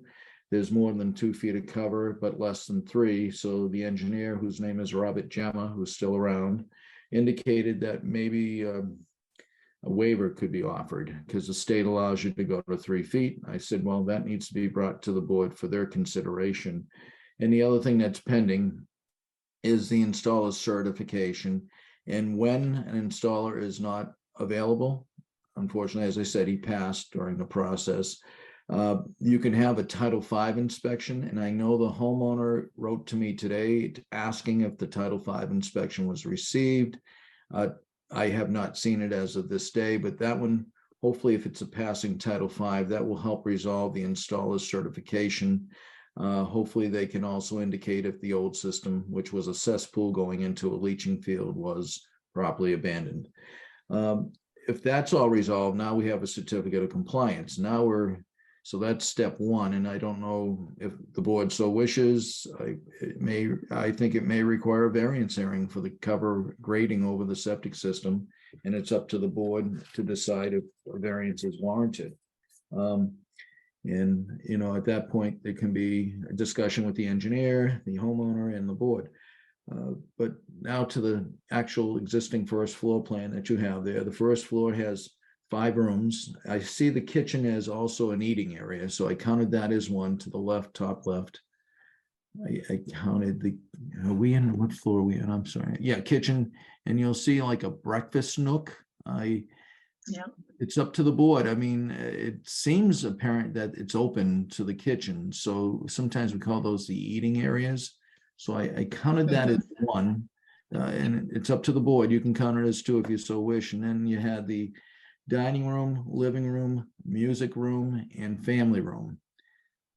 And the reason you see a highlight in yellow over the family room is because that's going to be the new master bedroom and an office. The next floor, if you want to go to the next, I mean, are there any questions on, do you see it the same way I see it as 5 rooms? Yeah, I think given how, again, this looks like it's sort of an open pasture, maybe with a wall here. A little confused by that, but I am too. We often associate an eating area with the kitchen. And given that there's a separate dining room, that would reinforce that, in my opinion, but do others see it differently? No, I agree with that. Okay. Okay. Okay, then we can go to the second floor. And just so the board knows, there's a third floor too. But we'll go to the second floor. Here I see it as a 5-room. Note though, there's an right there, Dario, right there, right in that area, there's a walk through a sitting room to get to the master bedroom. And I don't see any other doors going in, so I counted that as 1 because it's all right. One A master very suite. large suite, Yes, yeah. essentially. Yeah. And then the others are easy. I counted 4 more bedrooms. The library was counted as a bedroom. It's on the second floor above the first. That other area is open to the bottom, open area off the library. Here. Yeah. So I counted this as another 5 rooms. So, but then those stairs go up to another floor, which is the 3rd floor. And on the 3rd floor, they have a studio. You can see storage on either side, and I don't know if that's I hope it's just storage on either side. I have not been in this house, and in the middle is the studio. As long as that storage is not finished, I counted that as a bedroom as well, because it's above the 1st floor. Mm-hmm. And then So this was a little curious to me. It's a loft. Yes, yeah, that's with why. Open to below and off of stairs. So Yeah, this is just like a hallway, essentially. I had trouble with them. That's a loft over the master suite, I think. Okay. So that's what I was wondering where these stairs went to. Yeah. Okay, I see. Okay, so it is a but yeah, It's part of the master interesting. suite. I defend this vigorously as that's what I'm sitting in right now. Okay. But I didn't count it. I only counted one room above the 2nd floor of 1st floor, and I counted the studio. But I did want the board to look at it. Obviously, I don't know if the storage areas are finished, but okay. The studio, I had a hard time understanding too, like whether that was actually just an open. Is it open into that open stairwell, or it appears you walk up doors? the stairwell, and that's the Can room. you hear me? in front of you. Can they hear me? They should be able to hear. Yes. you. Yeah. The loft area is open to the stairwell. It's just a loft, not the loft, the studio. There's no walls, there's no front wall to it. And Tony, just for the sake of the meeting minutes, this is Tony Bono, correct? The owner of Yeah. the property? Okay, Yeah. thank you, Tony. All Tony, right. if it's okay with the chair, you can help us along with this too, because Mhm. you live there, Yes. so, yeah. Sure. But- So, go ahead, Tony. I'm I sorry. wanted to Darren. point out that the sitting area in front of the master suite is open again. It's just a hallway now. It's not actually closed off. Okay. Well, it wouldn't matter, Tony, because it's still it's only counted as 1 room because you got to go through that to get to the master bedroom. So that's Right. okay. That's good information that it's been opened up wider to the hallway. So just if I tally up the 1st floor of 5 rooms, the 2nd and 3rd floor is a total of 6. And then we got to go to the basement. There's a hall and a full bathroom. I wanted to ask the board's opinion on that as well. And maybe Tony, you can entertain some information on that. The basement, I think is the last plan, Daryl. Can we just pause for a second? Sure. Because Yeah, I want to see see right. You counted sorry. this as a room I struggled with whether that counted as a room, to be honest. Yeah. Okay. Which count as a room? The loft above Oh. the stairs, Right, not the loft, the studio. I'm the sorry. studio. What's labeled studio? It's an art studio for my wife. Is it, Yeah, no, I so think it's I'm just finished? trying to Finished walls? space. But it doesn't look like it has, I think I'm just struggling whether like, yeah, you're using it as an art studio, but is it a big hallway? Because it's basically connects the stairwell to the unfinished storage space and it doesn't have walls otherwise. I think I'm just having a hard time understanding. And I'm just curious for the board's opinion on that. It is the equivalent of a hall, I would say. Well, I understand, but I do want to hear from the board just in the context of what we've thought about previously. So, Because I wasn't sure which way to classify this myself. yes, I have been torn because we do say any room above the first floor is a bedroom. And if this space was on the first floor, even though it doesn't offer privacy, would it be a room? See, that's what I'm not sure it would be. I'm not sure it's that different from a sitting room. We didn't count as a room on the first floor. Right, which is a big hall. So is this a big hall? I mean, it's just a connection. They have to decide.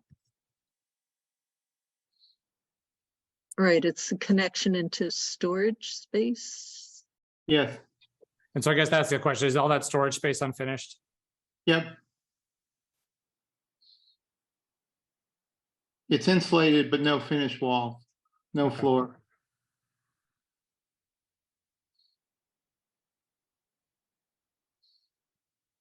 I mean, it's hard to see. I mean, to make this a bedroom, I feel like it would require construction. Yeah, a door, just one door. A door. Yeah, and some walls. Well, I guess maybe, yeah, across here. Because I think that's I don't know open what if this is a wall now, or is it railing? It's railing open to the stairway. Okay. See, I thought that was a wall myself, so that's good to know. Okay, yeah. All right, I could see it possibly being a hall. Okay, and then we have the All right, basement. so let's take a look at the basement too. And then we have it's the hall area. It's called a hall with some storage down here, but you'll see there's an existing full bathroom off the hall area. Mm-hmm. Is there any finished rooms downstairs, Tony, in the basement? Are there any finished rooms in the basement? No, there aren't. And that bathroom is really not, it's not functional anymore. I mean, that used to be the first floor of the house before I took it down to the foundation. And so that bathroom was there from, whenever the house was split into, upstairs, downstairs. And it hasn't been used for at least the 30 years I've been here. Okay, thank you. So if we don't count the basement area as any rooms, and if we don't count the attic room, we would end up with 10 rooms total. The room count would not be as much of an issue because we just eliminated 2 rooms. Well, let me go ahead. Let me say one more thing. The music room is now a big hallway. Because what happens is you go in where the music room is, it's just there's a door to the master suite and there's a door to the library. And then there's a big opening to go to the So I think what's going to matter there is us looking at the updated plans. Yep, exactly. And I was going to mention that the music room, the proposed plan has the music room going into the office. and the master suite. You have to go to get to the office, you got to go through the music room. So, and the master suite, that's true. Yes. So it's essentially a big hall. Understand. So as long as the board sees it that way, a door could make it different, but again, it is a walkway to get to the master bedroom in the office.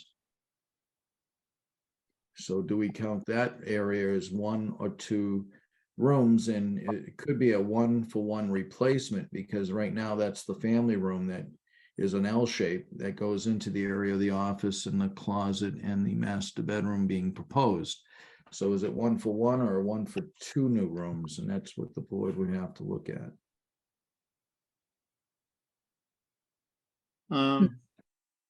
Okay.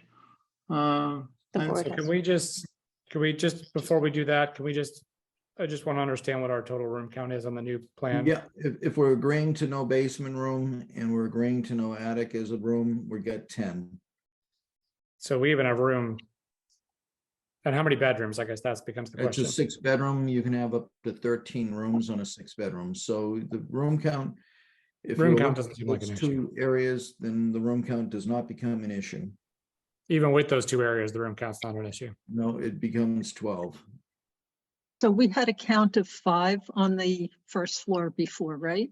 Yes, we counted the kitchen eating area as 1, dining room, living room, music Yeah. room, and family And the room. music room. And okay, so I now see 6 because this Oh, is, that's looks right. like it's walled Yeah. off, but Yeah, Which- you're correct.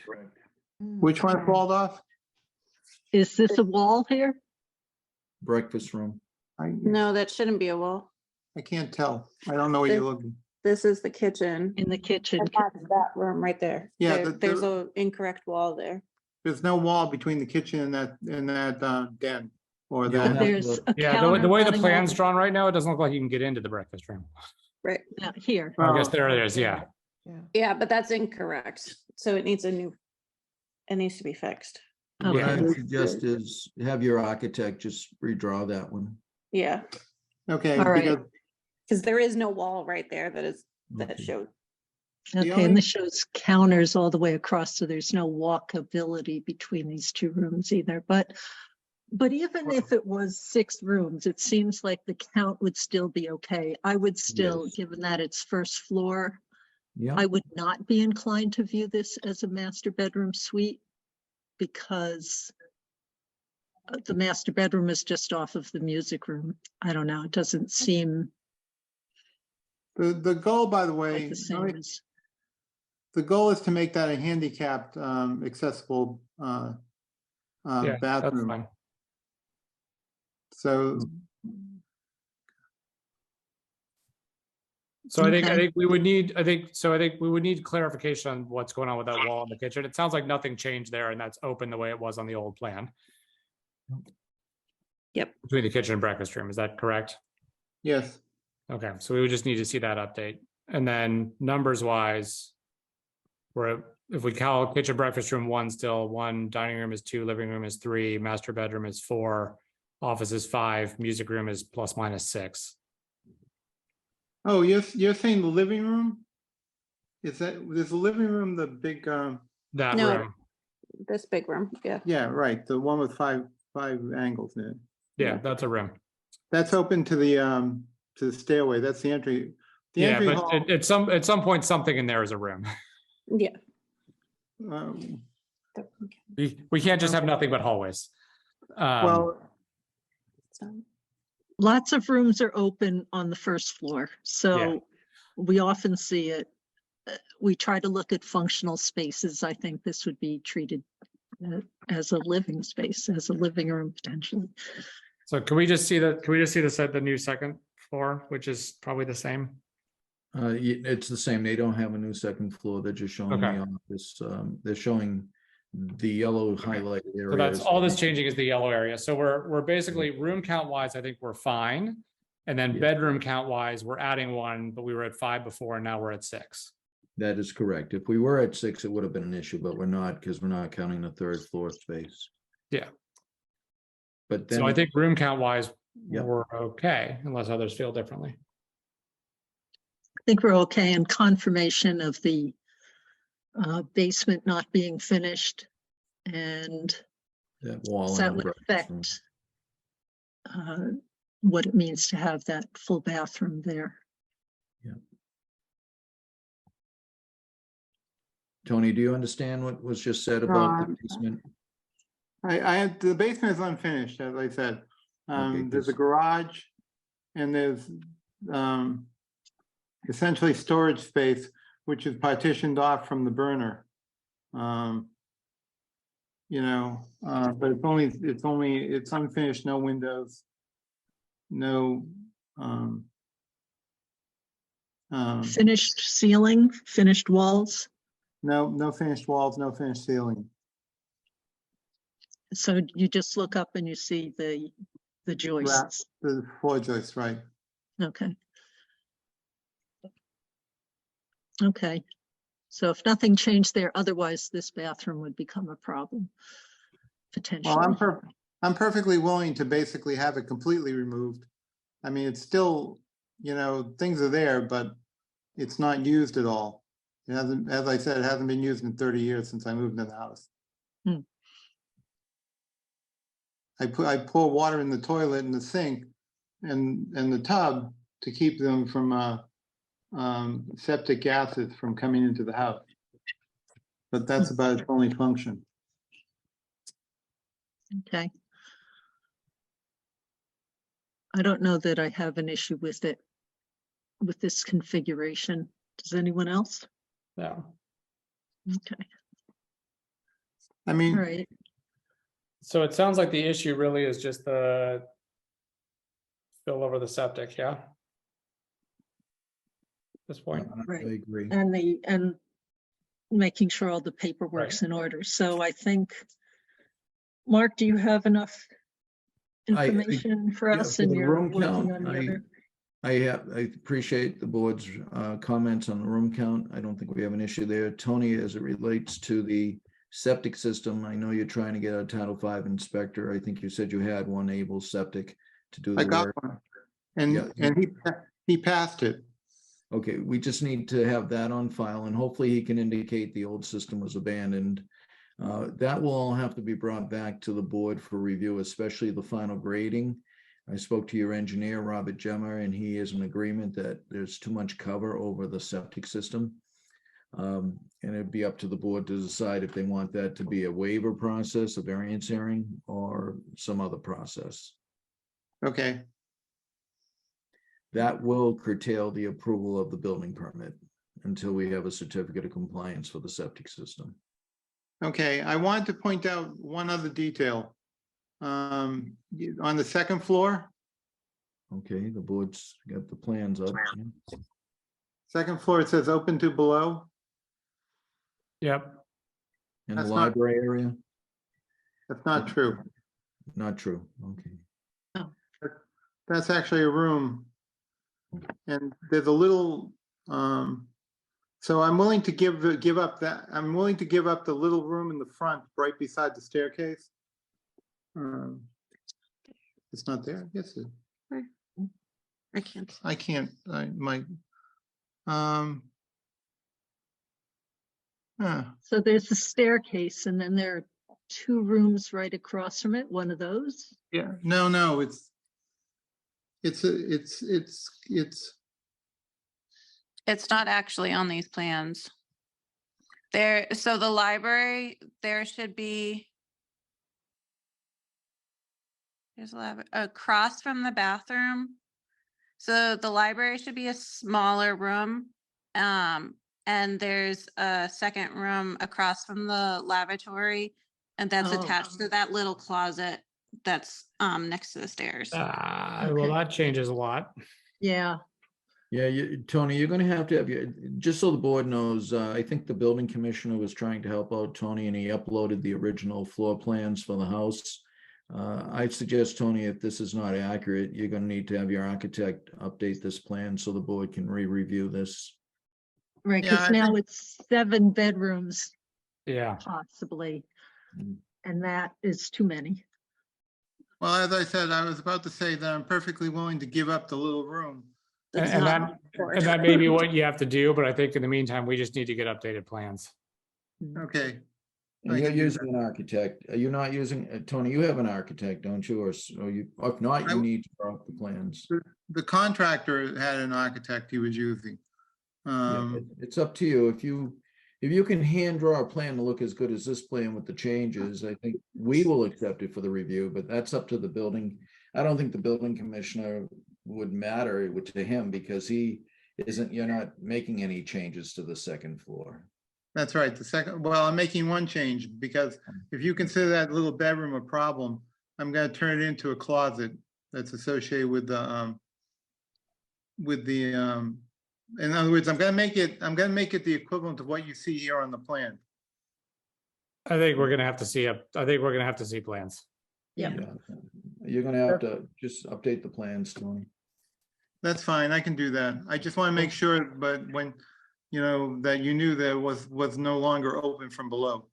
Okay. No, that's good. I mean, it's ultimately, you don't want this to come back and bite you in the future if you want to make another change. So it's better if we get it right the first time. Right. All right. The other thing.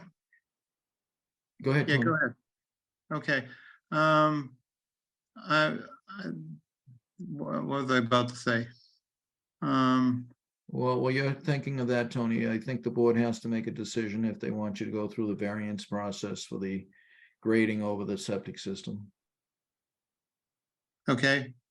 I rather think they would need to, because we would not have permitted that initially without a variance. That's correct. And I feel the same. But that's also when the system was brand new, we wouldn't have allowed it at all upon building a new system. I'm sorry, what wouldn't you have allowed? Tony, your septic system has more cover over it than what's allowed by the local codes, the Sherborn Board of Regulations. So I spoke to your engineer, Robert Gemma, beginning of the month, or June 12th of this year. And he did agree. He said, yes, it's over 2 feet of cover. So there's a process involved. Obviously, it's been like this for 20 plus years, 25 maybe. But at the same time, I can't offer a certificate of compliance with that issue because it doesn't meet code. So you have options: either scrape off that additional grading and reseed, or ask the board for a waiver and see if they will grant it. But it will be setting a precedent, but this is a unique situation at the same time. Well, I just have a quick question. Yep. Is our regulation the same at the time it was built? It was. Yeah, that's a good question, Matt, and correct. It was still 2 feet of cover at that time. Thanks. And also for the board because I don't remember seeing this for a very long time. The reason for limiting how deep the soil can be over the septic system is because there's some element of aerobic action within a field. And the thicker the layer of soil, the harder it is to have any oxygen reaching depth. So, and Mark, you can explain that differently, but that's my simplified version. You said it perfectly, Daryl. Okay. So what is it that we can, so where do we go? What do you need? You need updated plans, correct? Yes. And then you need me to decide whether or not I want to go for a variance or whether or not I want to just have somebody come in and regrade it, right? Well, and that won't be your final decision. It'll be up to the board when they have a variance hearing. Well, no, if they regrade it, then I won't need a variance. Correct. I'll need a new final grade as built to indicate it has the correct cover, but correct. And I think that would be the best avenue to take, but I don't make the final decision. It's the Board of Health that does. So, but I think that would be the appropriate avenue so that your septic system will last longer than the potential of having it unfortunately fail sooner because of the extra cover. So you could speak with your septic system consultant and also with Mark just about the details of that, or have your consultant speak with Mark. So yeah, including your engineer Rob Gemmer, because he's aware of the issue. How long would the variance process take, assuming you'd give me a variance? Because I don't want to completely answer it, and Ellen, you can chime in, but I think you might be in the month of August by the time you have to notify abutters too, just so you know. I know that I understand. At this point, it would be going to the August meeting, most likely. Okay. And if I if I just have it regraded, then it wouldn't be an issue. Regrade and have your engineer resubmit a final grade as-built to show that it's Sure. not more than 2 feet of cover. Sure. Okay. And that's why I suggest you talk to Rob Gemma, because he's the engineer acting on your behalf. Yep, I'll talk to Rob. The guy that originally did it, Terry, isn't there anymore. No, I know. Yeah. So, all right. Okay, Tony, thank you. And All I right. think, and I don't know who was with you, Tony, but thank you to that person as well. Is that your wife you were speaking with? Who was That was speaking? my daughter. Your daughter. Well, thank you to your daughter, just so the record shows that were 2 of you discussing this with us. Yep. All right. Okay. Tony, you can call me anytime with questions. You know that. Yep. Okay. All right. Thank you. Bye. All right, thank you. Thank you. You're welcome. And Darrell, the next one would be, and I want to, whoever's waiting for us, thank you for your patience. I've been working with the builder and explain that, and the building commissioner, and explain that this is one of those configurations at 17 Southfield Lane, where they want to complete the basement. I guess the developer had already plumbed for a full bathroom, which I'm not for sure if they're all that way.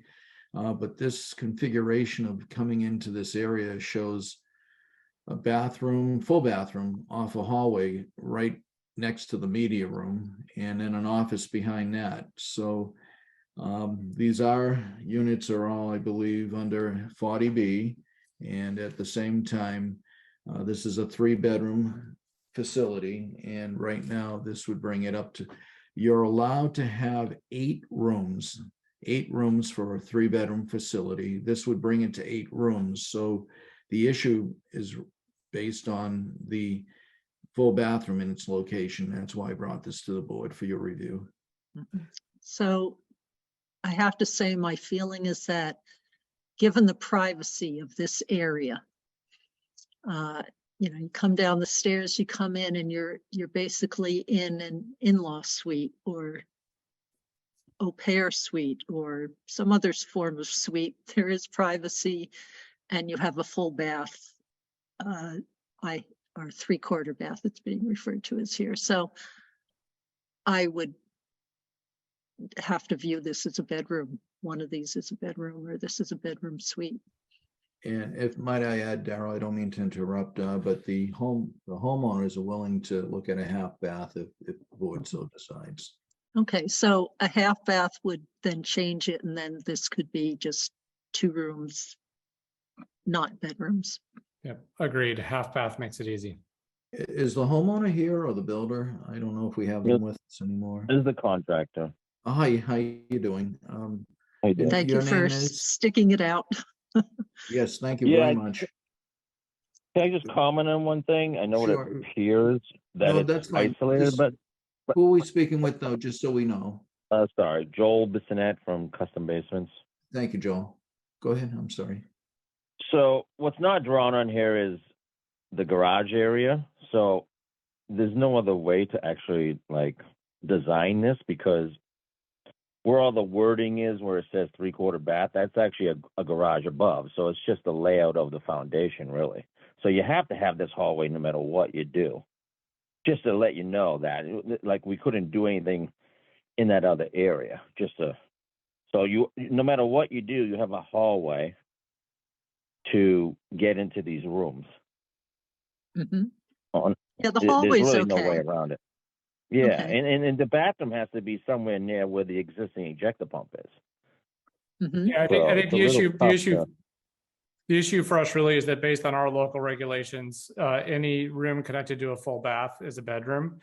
And this is sort of connected enough that we'd call it a bedroom, and then they'd be in trouble. But if they make it a half bath, then that doesn't matter. And then everything Yeah. else is fine. I see. So if they're willing to do the half bath, to- it's simpler. I'm sorry. I was just saying, if they're I- willing to do the half bath, it's much simpler. Yeah, I mean, they really wanted the full bath, but I guess, I mean, I think we had talked to the I don't know if it was Mark or somebody else at the health department, and they said we had the door actually in the media room area, and he told us that it might help if we move it into the hallway, so it's not, I mean, it's close, but it's not connected to it. I do also want to reiterate the office has a glass door to it.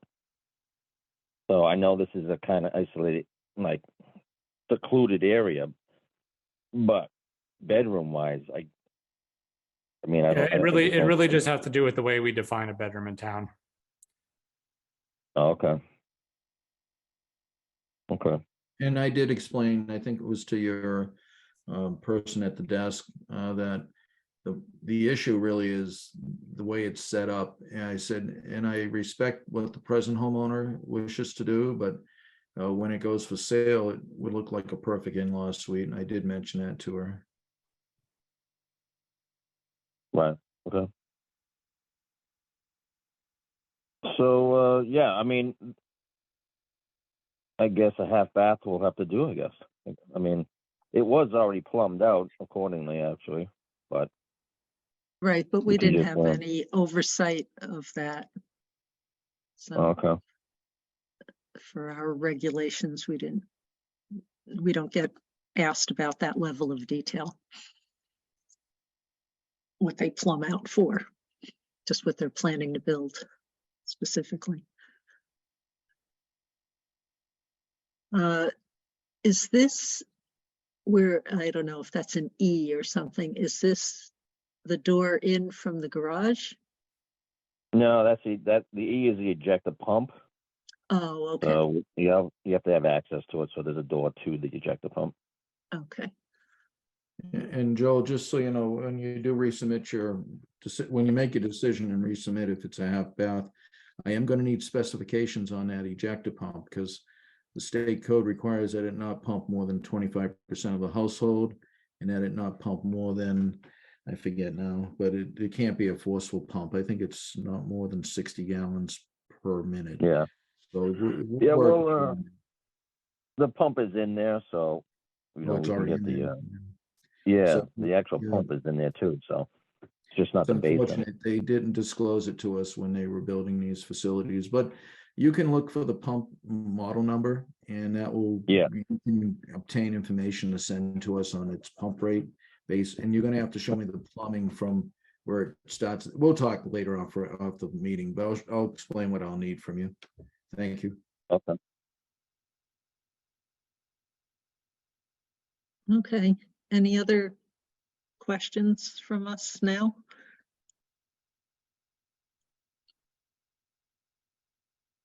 And Mark, I assume you'd like to see a final plan, right, with the.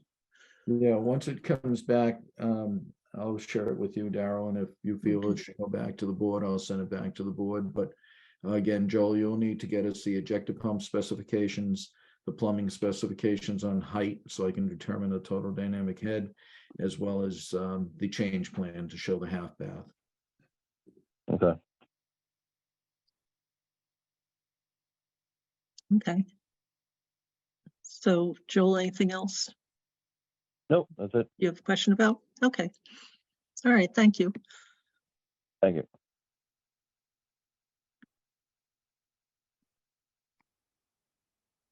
All right. Let's do, well, we received a response from the Coastal Railway on our comments. Does anyone have any comments or questions about that? I had a question, Daryl. Mm-hmm. Is this, because I know this is not your first go round, is this a common response in tone? You know, I read also the response to Conservation Commission. I'm trying to remember, or to Groundwater Protection Committee, which one was our response and others. They all varied a little bit. I thought that some of the arguments were a little anecdotal. You know, they talked to someone who didn't even know they had a well, versus all the people who were on the discussion at 7:15 are well aware that they have on-site wells. So I thought that was kind of odd to use. And also it's not a matter of whether, it is somewhat a matter of whether people are using pesticides in town on their properties, but there are a lot of people who are not and who are trying, and we're trying to move in a better direction. So it was not far off of what I expected, but it was one of the responses. Again, I forget whose letter it was. I did find a bit more aggressive than I was expecting. But other than that, I wasn't completely surprised by it. And I they seem were to defending their position and what has already been approved at the state level. So Yeah, I feel like we had a similar letter last year. Maybe the tone was maybe a little different this year and not in a positive way, but it was pretty similar. That's helpful. I mean, helpful to know it's not unique to this year, but unhelpful. Not helpful in the global sense. Yeah. right, and so maybe if I was going to recraft such a letter the next time we are asked to comment, I would try to draw the line more strongly between what assumptions were they using on what were okay application rates or what distances were appropriate. Because again, if they took the SDS information, that was wildly different than what independent studies are. The SDSs are prepared by the manufacturers. I'm not saying that all manufacturers are not including all information, but they might include the information they have on hand. So when I looked at quite a number of, as I said, independent research organizations, government organizations, academic organizations, the information was radically different, as that little chart showed on half-lives and that sort of thing. So it's just a different perspective on how precautionary one is and how much you want to try and tailor things to the soil types and whatever if you're looking and doing this work for railroads in different regions of the country. So I guess enough on that. Minutes, I submitted a few changes. I think most of them were kind of trying to simplify a few sections of my comments. Did anyone else have comments that they submitted? I sent a few grammatical corrections to Ellen that had no content changes. There was 2 content corrections. I think it was, I don't have them in front of me. I think it was page 5 when we were citing the letters received regarding the ledge disruption. The attorney's name was miswritten. It's Seligson, not Seligman. And then also he was representing 23 Wildwood and not 32. But I sent those to you, Alan. They're just little content tweaks. Okay. Yeah, I've made the corrections. And Diana also provided several that were very helpful. I was impressed at your notes, Ellen. Yes, they are great for understanding what went on and recalling. All right, so do we have a motion to approve the minutes as amended? So moved. Second. Any other discussion? Hearing none? I will abstain since it wasn't there. Julie, I. Diana, I. Becca Honeywell, I. And Daryl, I. And our next meeting, well, we have one, we know we have a few hearings and the public hearing again. Hopefully we'll get to voting at that time. And, Well, the oh, next so Matt, meeting- if you'd like to vote, take I a, will. yeah. And then Ellen, do I just need to like watch it and then send a note to the clerk saying that I watched it? Yes, and I'll check with her tomorrow just to verify that and let you know for sure. Yeah, let me know what I need. I'll take a selfie in front of YouTube if you need it, whatever it takes. Okay, but back to I can take a video of me watching the video and send it to you tomorrow. There you go. All right. But the next meeting is July 12th. Right. With 5 variance hearings. And then on July 19th will be the 2 variance hearings and the public hearing continuation. Okay. Did we get a 6th hearing on the 12th? Or we went from 4 to 5? We went from 4 to 5. Okay. All Yeah. right. All right. We'll see. Oh, And and the goal is nothing else on the 12th, right? Well, there is going to be at least 1 food permit. I know that. I mean, these food trucks keep coming to town. So. Hopefully, All right. Those are easy. yeah. okay, but we're trying not to add anything that's not time sensitive to that meeting. Right. And save it for the 19th. Okay. Do we have a motion to adjourn? Oh yeah, so moved. Second. I guess I'll quickly ask, any further discussion? Hearing none. Matt, aye. Julie, I. Diana, I. Rebecca Honeywell, aye. And Daryl, aye. Thank you. Good night, everybody. Good Good night. night. Bye.